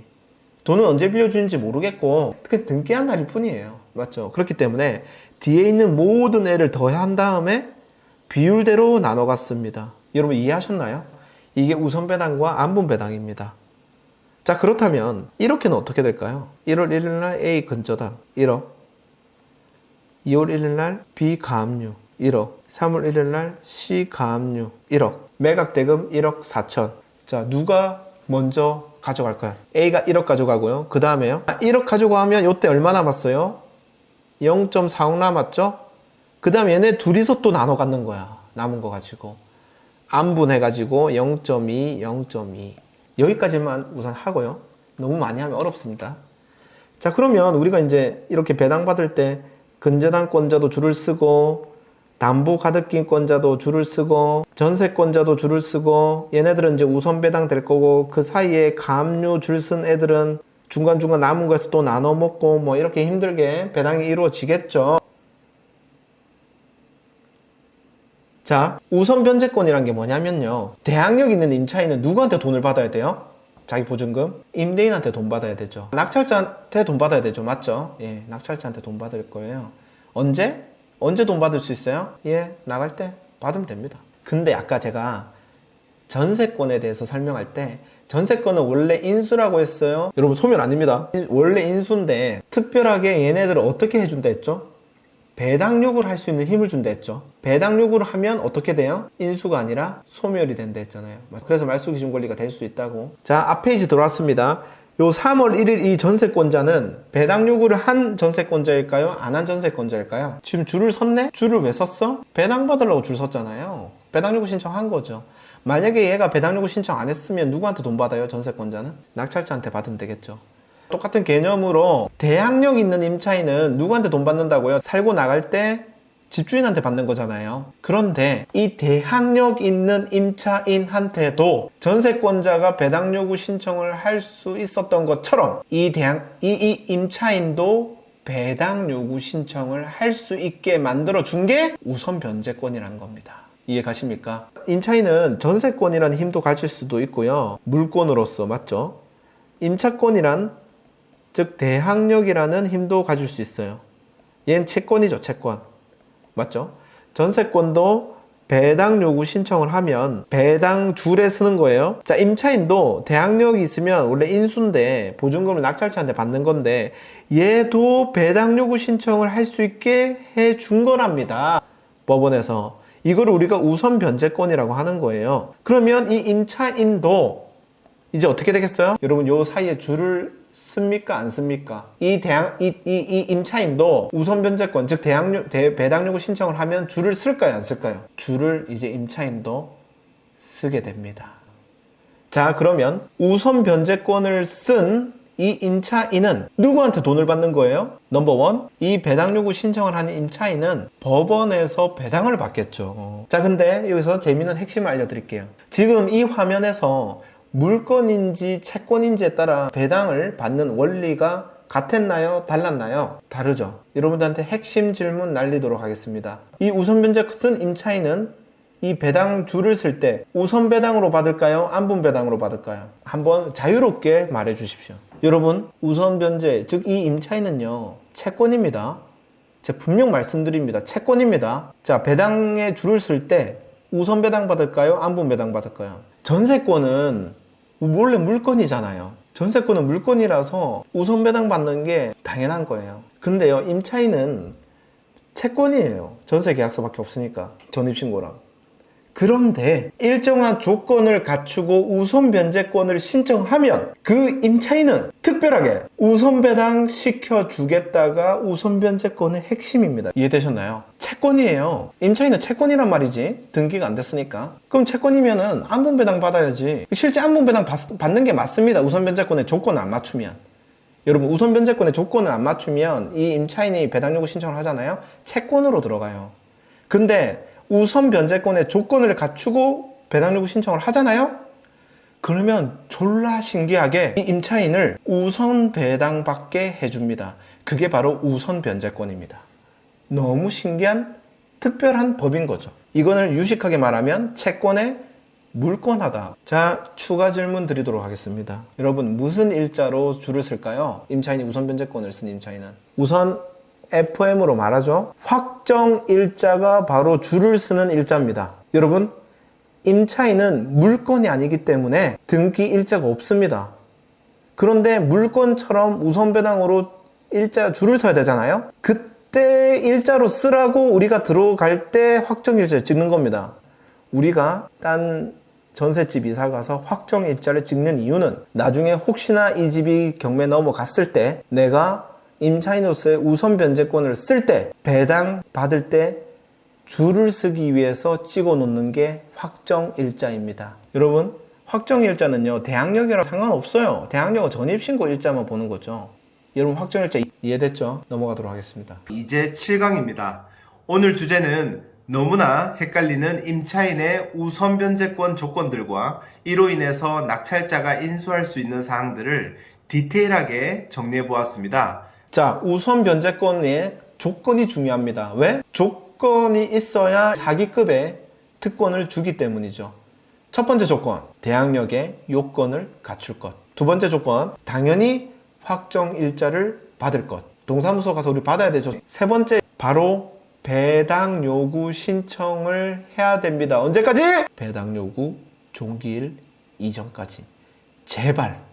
이거 안에서 보증금 날린 사람 정말 많이 봤습니다. 저 배당 요구 종기일 이전에 꼭 배당 요구 신청을 해야 됩니다. 근저당권자도, 담보 가등기권자도, 전세권자도, 나중에 들어온 가압류권자도 배당 요구 종기일까지 배당 요구 신청을 해야 줄을 쓰고 돈을 받아갈 수 있습니다. 임차인도 이 레이스에 끼기 때문에 똑같은 행위를 해야 됩니다. 매각물권 명세서에 우선 변제권에 대해서 표시가 뜹니다. 여러분, 이거 보는 방법 알려드리도록 하겠습니다. 여러분, 매각물권 명세서를 아까 보면 이렇게 현황 조사를 해가지고 한 줄만 나오거나 아니면 권리신고를 해가지고 이렇게 두 줄이 나오는 경우가 있었습니다. 지금 이 분위기의 뉘앙스로 봤을 때 권리신고가 뭘 뜻할까요? 바로 우선 변제권에 대한 권리입니다. 이 임차인이 우선 변제권, 즉 배당 요구 신청을 법원에 하면 매각 물권 명세서에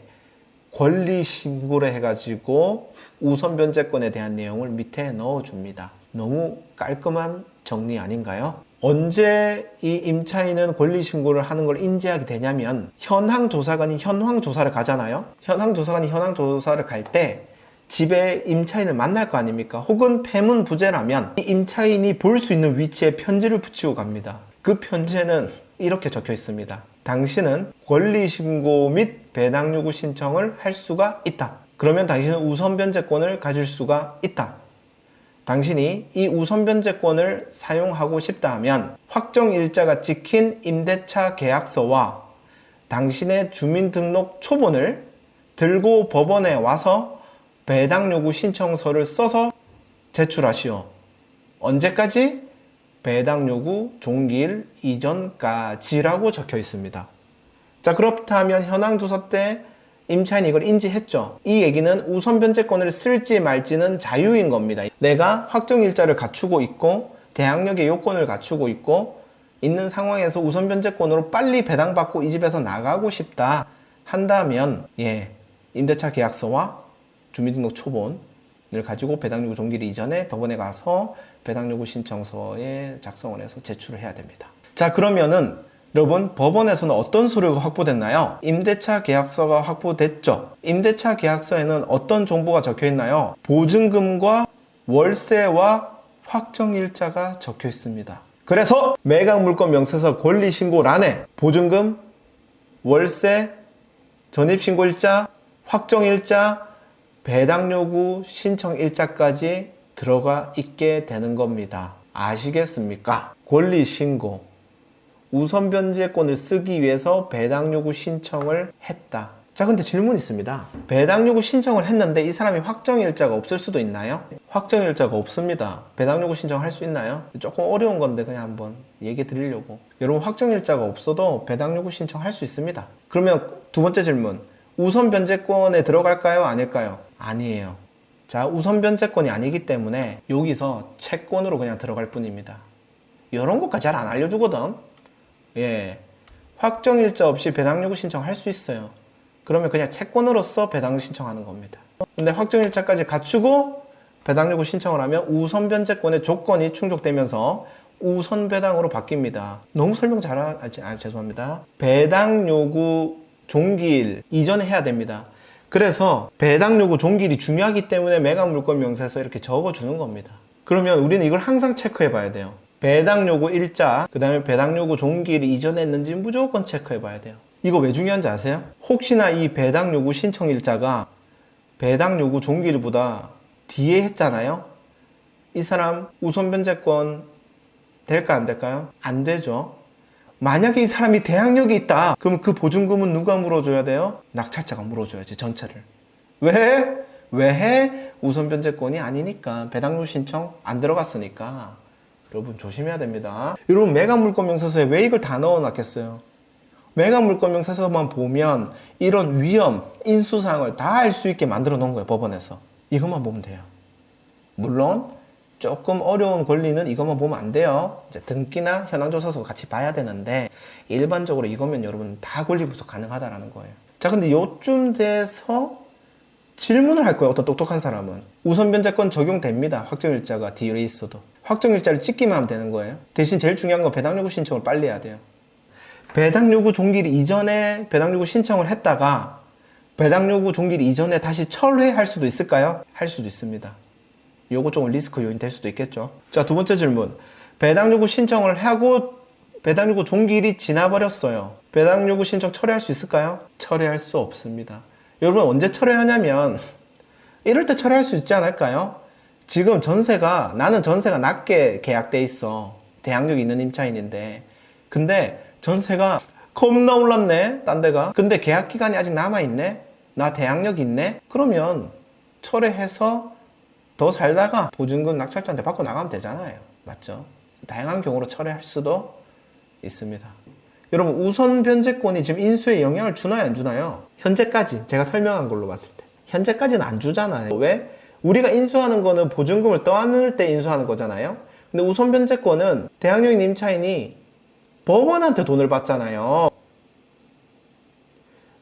임차인이 법원한테 돈을 받으니까 우리는 인수할 게 없죠. 그러니까 우선 변제권은 인수를 안 만드는 거죠. 현재까지 설명으로는. 가정을 하나 더 넣어 볼게요. 대항력 있는 임차인이 우선 변제를 통해서 이 보증금을 전부 법원으로 배당을 받았어요. 그럼 우리가 인수할 게 있나요? 대항력 있는 임차인인데? 없죠. 그리고 얘네들은 배당을 받았기 때문에 지금 바로 쫓겨나야 돼, 안 쫓겨나야 돼요? 배당 받고 나면? 쫓겨나야 돼요. 배당 받았잖아.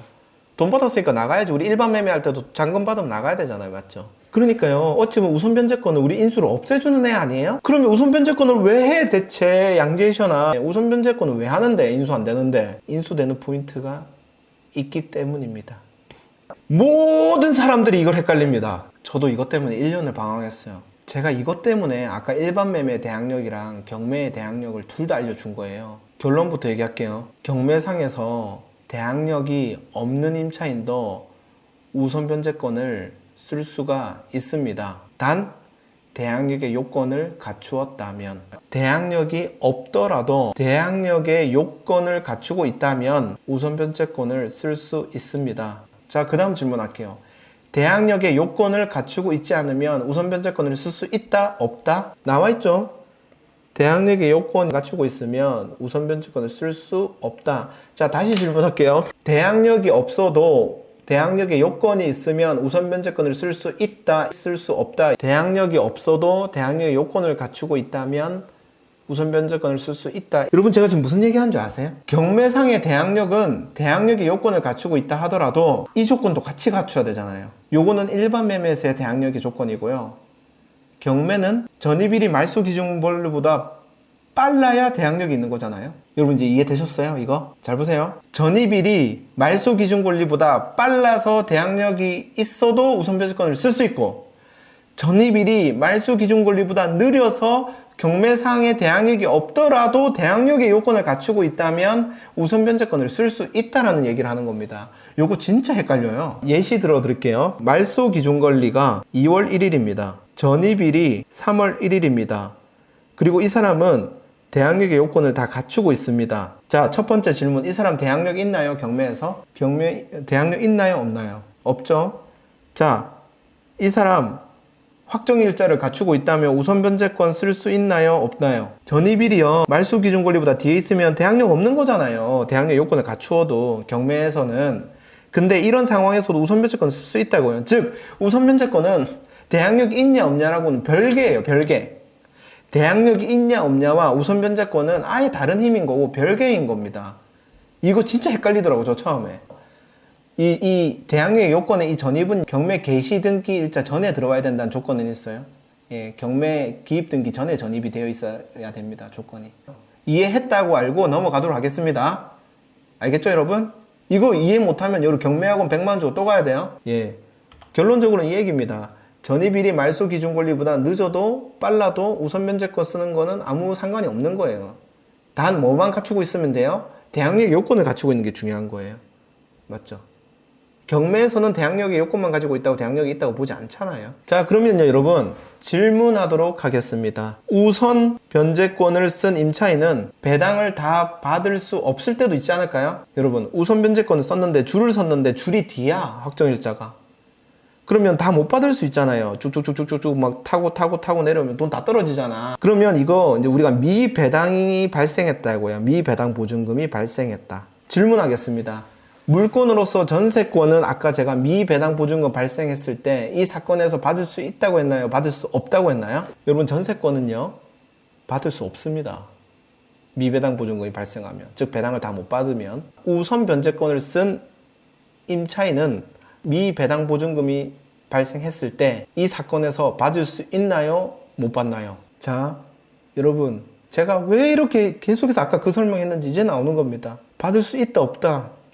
여러분 이게 얼마나 중요한 건데요 지금. 얼마나 중요한 건데 여러분 지금 헷갈리잖아요. 대항력이 있는 경우에 미배당 보증금은 어떻게 될까요? 대항력이 있는 경우에는요 이 못 받은 만큼 누구한테 받을 수 있다? 바로 낙찰자한테 받을 수 있습니다. 너무 과학적으로 만들지 않았어요? 너무 과학적으로 만든 것 같아. 받을 만큼 다 받고 못 받으면 낙찰자한테 미배당만큼만 받아라. 그럼 낙찰자한테는 이건 뭐예요? 두 글자? 인수다. 요 한 포인트 때문에 지금 우선 변제를 하는 겁니다, 여러분. 요 포인트 하나 때문에 우선 변제를 배우는 거예요. 왜? 인수를 가져다 주잖아요, 우리한테. 요 포인트 하나 때문에. 이렇게 어려운 걸. 두 번째 질문 하도록 하겠습니다. 대항력이 없는 임차인이라면 이 미배당 보증금 어떻게 될까요? 못 받고 get out of 이렇게 되는 겁니다. 과학적이지 않아요, 여러분? 결국 대항력이 있는 사람은 끝까지 지켜주는 거예요, 보증금을. 대항력이 없는 사람은요? 이래서 전입신고 언제 하는지가 미친듯이 중요한 겁니다. 전입신고 느리면 사람 취급을 안 해줘. 다 이해하면요 진짜 경매학원 갈 필요 없어요. 임차인이 우선 변제권을 썼는데 미배당 보증금이 겁나 많이 발생됐어요. 근데 이 사람은 대항력이 없대. 우리가 인수할 거 있나요 없나요? 그러면 이 임차인이 우선 변제권으로 확정일자가 빨라서 배당을 다 받아간다면 대항력이 있어도 우리가 인수하지 않는 포인트가 되겠네요. 맞나요? 대항력이 있는 임차인 우리가 아까 다 제꼈잖아요. 대항력 공부할 때. 근데 대항력이 있는 임차인이 우선 변제권으로 배당을 전부 받아간다면 우리는 인수할 게 없으니까 이 물건을 해도 된다. 대항력이 없는 임차인은요 우선 변제권을 썼든 안 썼든 우리한테는 아무 상관이 없습니다. 왜? 미배당 보증은 우리가 안 줘도 되니까. 그래서 대항력이 없으면 우선 변제권을 썼든 없든 끝입니다. 자, 이거를 6억에 누가 낙찰을 받았습니다. 이걸 분석할 때는 대항력이 있는지 없는지 먼저 보고 그 다음에 우선 변제권이 있는지 없는지 보면 될 것 같아요. 옥션 1 경매 정보지에 나오는 요약표인데요. 매각 물건 명세서를 그대로 적어 놓은 거예요. 여기 보면 말소기준 권리 나와 있고 여기 전입일자 나와 있죠. 이 두 개 비교하면 대항력이 있는지 없는지 알 수 있죠. 두 번째 질문, 우선 변제권 이 사람 신청했나요? 아니면 못 쓰나요? 쓸 수 있나요? 쓸 수 없나요? 우선 변제권. 자, 대항력의 요건을 갖췄고 확정일자가 있고 배당 요구 신청을 했네요. 자, 배당 요구 신청 일자가 뭐가 중요하다고요? 배당 요구 종질 전까지 해야 된다. 신청 들어갔죠. 이 사람은 대항력도 있고 우선 변제권도 썼습니다. 자, 이런 사람은 우리가 언제 인수할 수 있을까요? 미배당 보증금이 발생하면 인수입니다. 자, 그러면 미배당 보증금이 발생할지 안 할지 알려면 우리는 배당 분석을 할 줄 알아야 됩니다. 처음에 누가 받죠? 자, 소유권 이전 아니죠. 배당에 참여 안 하죠. 자, 그러면 여긴 지금 등기 순서대로 서 있네요. 이 권리들이. 맞죠? 자, 그러면 이 우선 변제권을 썼기 때문에 이 임차인은 이제 여기에 줄을 쓸 겁니다. 확정일자로 줄 쓴다 그랬죠. 어디에 들어가요? 이 앞에 들어가겠네요. 맞죠? 자, 제가 6억에 낙찰 받았어요. 이걸로 봤을 때 미배당 보증금이 있을까요? 없을까요? 딱 이것만 보면 미배당 보증금이 없다. 자, 그럼 우리가 인수할 게 없는 거예요. 그렇죠. 근데 제가 이거를 3억에 낙찰 받았어요. 자, 그럼 우리 인수할 게 있나요? 3억에 낙찰 받으면 인수할 게 5천 이상 생기게 됩니다. 여러분들 거창하게 말하도록 하겠습니다. 권리문서 끝났고요. 지금까지 했던 거를 여러분 눈앞에 보이는 모든 6가지로 다 표현할 수 있습니다. 이제 매각물권명세서를 보고 저는 자신 있게 명명하겠습니다. 양제이션 권리분석 테이블 줄여서 뭐란다? 양권태다. 양권태 꼭 외워주십시오. 권태가 느껴질 때까지 이 케이스를 외워주시길 바라겠습니다. 자, 모든 매각물권명세서는요, 요 안에 이제 들어간다고 보시면 됩니다. 이 6개 케이스. 자, 1번 케이스. 자, 양권태의 1번 케이스가 뭐냐면 아까 똑같아요. 3자 권리를 인수할 게 있으면 무조건 우리가 1번으로 이제 앞으로 얘기합시다. 두 번째부터는 이제 3자 권리 인수가 없다고 보고요. 95% 물건. 자, 2번은 임차인이 없는 거예요. 인수할 거 없다. 3번은 3자 권리 인수 없고 임차인이 있네, 이제. 임차인이 있는데요. 대항력이 없고 우선 변제권 안 썼습니다. 인수할 거 있나요? 2죠. 자, 4번입니다. 3자 권리 인수할 거 없고 임차인이 있네. 근데 대항력이 없는데 우선 변제권을 썼어. 여러분 인수할 거 있나요? 없다. 자, 5번 경우입니다. 3자 권리 인수할 거 없어요. 근데 임차인이 있어. 근데 대항력을 가지고 있는 임차인인데 우선 변제권을 안 써버렸어. 여러분 인수를 하겠죠? 당연히 보증금을 인수를 해야 됩니다. 나중에. 하지만은 우리가 어떻게 수익을 낼 수가 있겠죠? 어떤 방식으로? 갭 투자 방식으로 수익을 낼 수 있습니다. 인수를 하는데 수익을 낼 수 있다는 거예요. 하지만 보증금을 알아야지만 할 수 있는 투자다. 보증금을 모른다면 하지 마세요. 그리고 이제 이거는 가장 임차인일 수도 있다. 하지만 초보분들은 당장 하기 힘들다. 이렇게 정리하고요. 자, 여러분 이제 6번이 생겼습니다. 바로 우리 대망의 6번. 6번이 뭐냐? 인수하지 않는데 임차인이 있고 대항력이 있고 우선 변제권을 썼습니다, 여러분. 여러분 인수할 게 있을까요? 없을까요? 미배당 보증금이 있으면 인수, 미배당 보증금이 없으면 인수할 게 없다. 근데 여러분 이제 여기서 제가 아주 중요한 정리를 해드릴 겁니다. 지금 이 배당받는 거 어렵죠? 배당 원리 어렵지 않아요? 배당하는 거 어려우면 하지 마세요. 6번. 지금 우리 6번 때문에 우선 변제권 한다니까요. 잘 생각해 보세요. 아까 대항력에서 이미 게임은 끝났습니다. 6번 때문에 지금 우선 변제권 계속 하고 있는 거예요. 6번 때문에. 여러분들 뭐만 하시면 돼요? 60% 갖고 놓으세요. 배당 원리 알 필요 없어. 벌써 8강입니다. 이제 거의 끝났습니다. 오늘은 배당 순서표에 대해서 한번 디테일하게 설명드려보고 그리고 여러분들이 어떤 상황 속에서도 권리 분석을 깔끔하게 할 수 있는 필살기 양제이션 권리 분석 테이블 줄여서 양권태를 여러분들에게만 알려드려 볼게요. 여러분 배당 순서 왜 하는 줄 아세요? 그래도 6번까지 하고 싶은 사람이 있기 때문에 이 어려운 걸 하는 거예요. 지금 6번까지 하면 물건이 20%가 더 늘어나잖아요. 아파트 물건이 우리가 할 수 있는 게 여기서 만약에 우리가 인수 안 한 것까지 알면은 우리가 또 할 수 있잖아요. 이 물건을 그것 때문에 6번 하는 거지. 확정일자도 헷갈려 배당도 헷갈려 그러면요 그냥 2번 4번만 하세요. 자, 뭐만 알면 돼요. 매각물권명세서 보고 아디다스인 거 확인하고 두 번째 임차인이 없거나 대항력이 없거나 끝! 60% 고! 집에 가세요. 근데 우리 지금 왜 확정일자니 배당이니 미배당이니 왜 하고 있다? 요거 20% 이거 조금 더 해먹으려고. 지금 방금 우리가 전세권, 근저당권, 가압류, 확정일자 이걸로 배당 막 누가 먼저 받고 다투지 않았습니까? 맞죠? 우리가 방금 그것 때문에 난리 났었잖아요. 근데요, 실제 이 경매 물건이 배당되는 원리에서는요, 여러분 충격받지 마세요. 그냥 7번의 이야기였을 뿐입니다. 요 7번 안에서 근저당권이 먼저 받냐, 가압류가 먼저 받냐, 전세권이 먼저 받냐, 확정일자가 먼저 받냐, 이 안에서 싸우는 거예요. 실제 이 7번보다 먼저 배당받아가는 사람들이 이렇게 많았다. 이렇게 되면 지금 뭐가 문제입니까, 여러분? 1번부터 6번이 발생할수록 6번 케이스의 미배당 보증금이 늘어난다, 안 늘어난다? 1번부터 6번이 커질수록 늘어난다. 6번 케이스를 할 때는. 왜요? 앞에서 다 받아가 버리면 미배당 보증금이 안 발생될 거였는데 발생될 수도 있잖아요. 요거 이해하죠? 설명은 한번 드려보도록 하겠습니다. 1번, 집행비용은 법원에서 쓴 이런저런 돈들입니다. 요거는 한 6억이면 한 400만 정도 나가는 것 같더라고요. 한 3억이면 한 200만원. 자, 1번은 경매비용. 2번은 뭐냐면 경매 넘어갔을 때 임차인은 자리를 못 비우죠. 점유를 가지고 있어야 되기 때문에. 그러니까 내가 점유 때문에 임차인이 지금 이 집에 살 수밖에 없는데 그때 보일러가 터진 거야. 임차인은 자기가 살고 싶어서 사는 게 아닌데 보일러를 고쳐야 되잖아요. 잠자려면. 그때 나간 돈을 배당 요구 신청으로 통해서 이렇게 배당을 받을 수가 있습니다. 그게 바로 유익비, 필요비. 그냥 없다고 생각하세요. 보통 없어요. 자, 3번부터 중요합니다. 최우선 변제금이라 해가지고 우선 변제권을 쓰는 사람 중에 보증금이 좀 낮은 임차인들이 있어요. 그 사람들은 보증금의 일부를 먼저 떼어줍니다. 이게 바로 최우선 변제라고 하는 거예요. 근데 오늘 다루진 않을 거예요. 그 다음에 3번 최우선 보증금과 같은 레벨로 또 나가는 거. 이 임대인이 예를 들어서 회사 대표예요. 그럼 직원들이 있을 거 아닙니까? 그러면 그 직원들한테 떼인 그 월급을 안 주거나 퇴직금을 안 줄 수도 있죠. 그게 임금 채권으로 근로복지공단에 들어가 있단 말이에요. 이 사장님의 경매가 나왔을 때 3번으로 배당받아가요. 자, 4번, 5번, 6번은 이제 다 뭐냐면 조세 채권이라 해가지고 미납된 세금을 말하는 겁니다. 이게 뭐냐면 임대인이 미납한 세금들을 먼저 떼가요, 이 사건에서. 근데요, 어떤 기준으로 떼갈까요? 얘네들도 순서가 있지 않을까요? 세금이 여러 가지인데. 자, 배당할 때 이제 세금이 끼어 들어갑니다. 자, 세금은요, 등기가 안 돼 있죠. 압류된 걸 말하는 게 아니라 모든 세금을 얘기하는 겁니다. 모든 세금은 배당 요구 신청하면 이제 배당을 받는 거예요, 이 사건에서.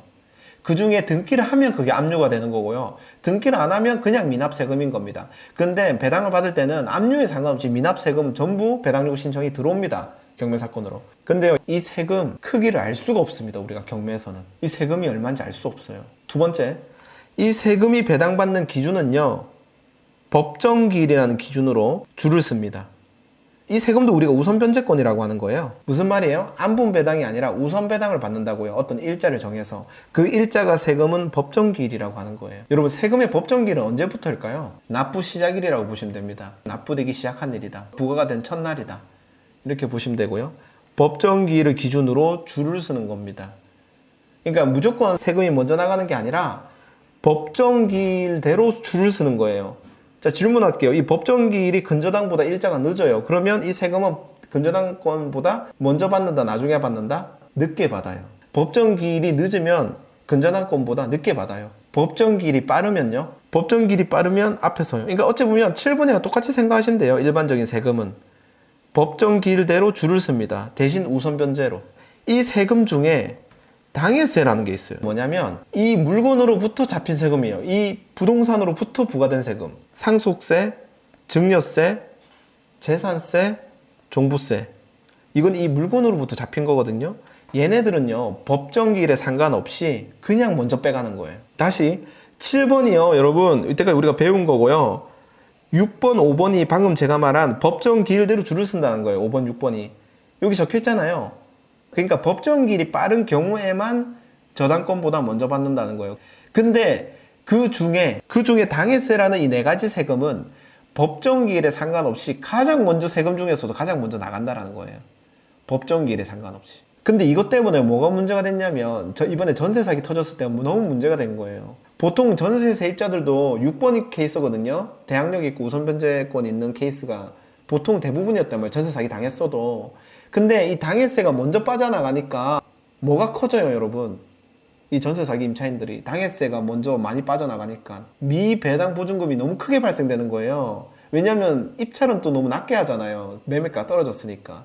그러니까 사람들이 입찰을 안 들어오는 거야. 그러니까 결국 자기가 낙찰을 받고 막 피해보고 이래야 되는 거예요. 그래서 작년 4월에 법을 바꿨습니다. 이 당해세가 다른 세금이랑 다툴 때는, 맞다이 할 때는 법정기일 상관없이 다른 세금보다 먼저 빼가는데, 확정일자랑 비교할 때는 법정기일이 느릴 때는 확정일자보단 뒤로 간다라고 짰어요. 그러니까 당해세가 아직도 다른 세금보다는 먼저 나가는 게 맞는데, 배당받을 때 확정일자가 들어가면, 즉 임차인이 껴있을 때는 당해세 법정기일이 확정일자보다 느리면 그때만 당해세는 임차인 뒤로 가는 거예요. 전세 사기 조금 완화시켜 주려고 이 법이 바뀌었습니다. 근데 여러분, 지금 문제는 뭐예요? 법정기일도 몰라, 경매에서는. 그리고 세금의 크기도 모릅니다. 여러분, 공매에서는요, 이 세금의 크기와 법정기일을 다 알 수 있어요. 그렇기 때문에 압류 공매에서는 케이스 6번을 정확하게 계산해낼 수가 있어요. 그런데 경매는 이 부분에 대해서 부족한 시스템을 가지고 있습니다. 개인정보라는 명목으로 이 세금에 대한 법정기일과 크기를 알 수가 없습니다. 그러니까 배당요구 종기일 이전에 들어오는 이렇게 미납세금, 배당요구 신청한 이 미납세금에 대해서 알 수가 없습니다. 그런데 내가 이 6번을 남들과 다르게 하고 싶다. 방법이 있습니다, 여러분. 여러분, 요런 게 유료 강의 포인트입니다. 그럼 오늘 바로바로 나갑니다.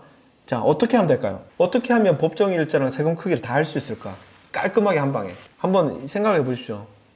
여러분, 지금 배당요구 종기일이 지나서 이제 입찰을 앞두고 있잖아요. 자, 그러면 배당요구 신청한 서류가 다 들어와 있을까요? 안 들어와 있을까요? 배당요구 종기일이 지나고 이제 입찰을 앞두고 있어. 그럼 법원에 재판 서류에 배당요구 신청이 다 들어와 있겠죠. 배당요구 종기일 넘으면 안 준다 했잖아요, 배당.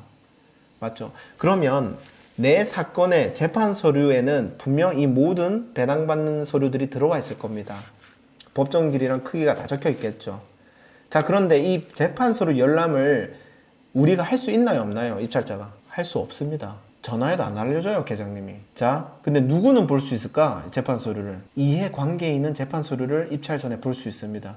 이해관계인이 누구죠? 임차인, 채무자, 채권자 전부 이해관계인입니다. 그리고 배당요구 신청한 채권자들도 다 이해관계인입니다. 그러면 우리는 이렇게 할 수 있습니다. 이해관계인의 동의를 얻어서 입찰 전에 재판 서류 열람을 할 수가 있습니다. 이해관계인 중에 가장 만나기 쉬운 사람이 누구죠? 물건지에 있는 임차인입니다. 임차인을 찾아갑니다.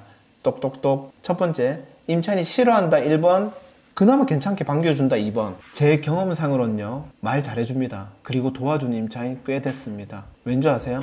이 사람 지금 무슨 신청했죠? 우선변제 신청했죠? 무슨 얘기예요? 빨리 돈 받고 나가고 싶어요. 만약에 이걸 안 알려주면 또 유찰될 수도 있잖아요?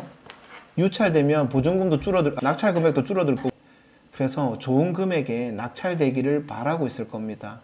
자, 내가 좋은 금액에 입찰한다고 도와달라는데 과연 무조건 안 도와줄까요? 협조 잘해줍니다. 그래서 인감증명서 위임장을 받아서 재판소 열람한다면 여러분들은 남들은 모르는 미배당 유무를 알 수가 있습니다. 안 보여주면 채권자 또 있잖아요. 가압류권자나 근저당권자 등기부에 주소 나와 있죠. 가서 똑같이 도와달라 하세요. 한 명은 도와주지 않을까? 그러면 재판소 열람 할 수 있습니다. 자, 다시 한번 점검하겠습니다. 6번 나 못하겠다. 몰라, 내 배당 순서 짤 줄 몰라. 2, 3, 4번이 여러분 전체 60%. 이게 뭐죠? 아디다스에 임차인이 없거나 대항력이 없다. 이거 우리 바로 할 수 있잖아요, 매각목금명세서.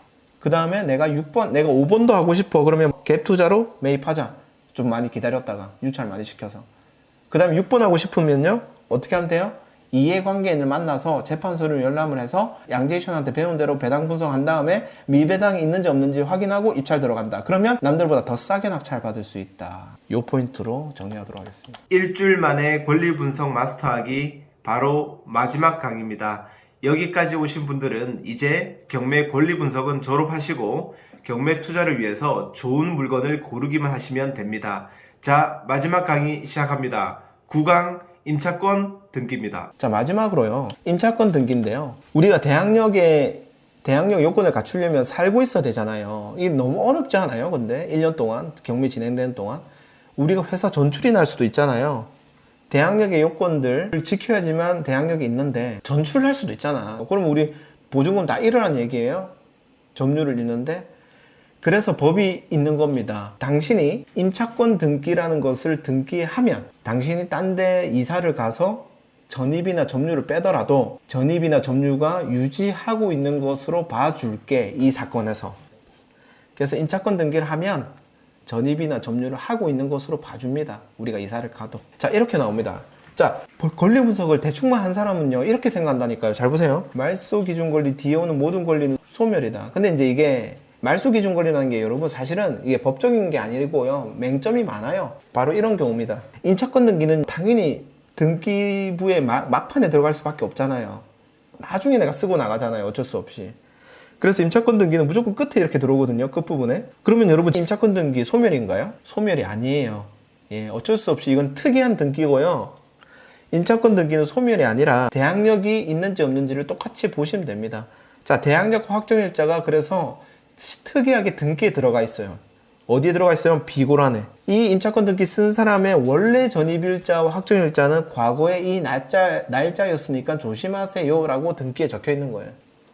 그래서 임차권 등기자는 등기는 되지만 말소기준 권리 D라서 소멸되는 게 아니라 얘는 특이한 것이고 비고란의 전입일자와 확정일자, 얘를 봐야 된다. 그리고 매각 물건 명세서에는 당연히 이와 같은 리스크 요인이 다 적어주게 돼 있습니다. 그래서 밑에 보십시오.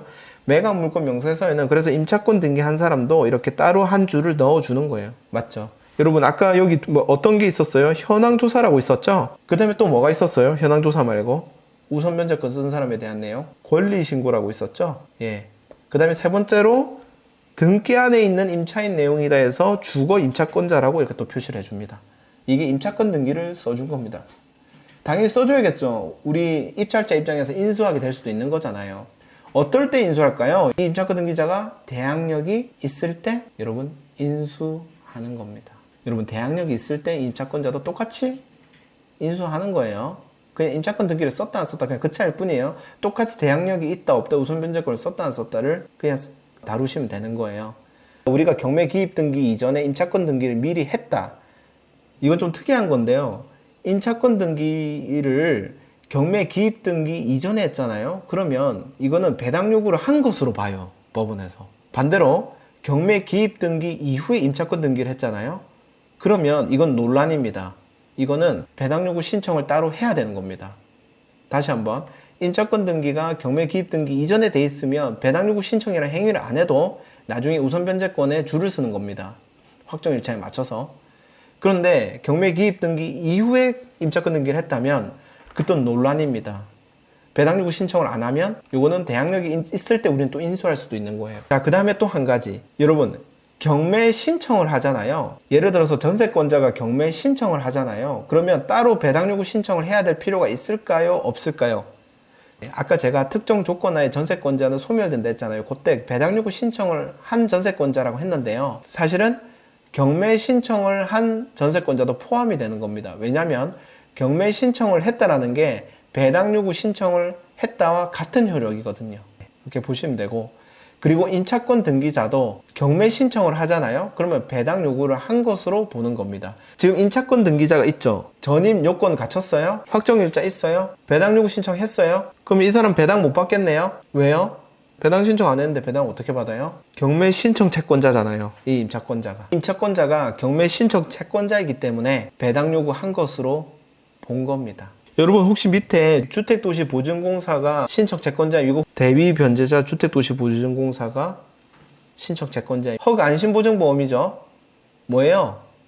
나중에 내가 보증금을 못 받았을 때 모든 보증금을 허그에서 먼저 주고 허그가 대신 이 경매 사건을 다루죠. 이 임차인 대신. 이 허그가 이제 보증금을 다 줄 거예요. 임차인한테. 그 임차인이 이사 나갈 거 아니에요. 그 돈 받고. 근데 허그가 대신 다툴 거 아니에요. 그럼 허그는 이 돈을 주기 전에 뭘 요청할 거예요? 임차권 등기를 해놓고 보증금 주겠다. 왜요? 임차권 등기를 해야 허그가 대리인으로서 배당을 받게 될 겁니다. 맞죠? 그래서 허그가 임차인의 대리인 자격으로 경매 신청을 한 겁니다. 그렇기 때문에 배당 요구한 것으로 보기 때문에 이 임차권자는 배당을 받을 수가 있습니다. 여러분, 끝났습니다. 권리 분석도 이렇게 제가 잘 알려드리지만 어떻게 입지 분석을 하는지, 어떻게 시세 조사를 하는지, 어떻게 명도를 하는지, 부동산 세금은 어떻게 딱 뼈대만 익히는지, 그 다음에 나의 부동산 투자 방향은 어떤지, 이거를 오늘처럼 제가 다 정리해드리고 여러분들 투자 잘할 수 있도록 알려드립니다. 저랑 같이 투자 공부하고 싶으신 분은 꼭 이 양재시험 카페에 저희 단톡방에 공지사항에 올려드릴 테니까 꼭 지원해 주십시오. 정말 앞으로 재밌게 투자하셨으면 좋겠습니다. You can do it. Nice.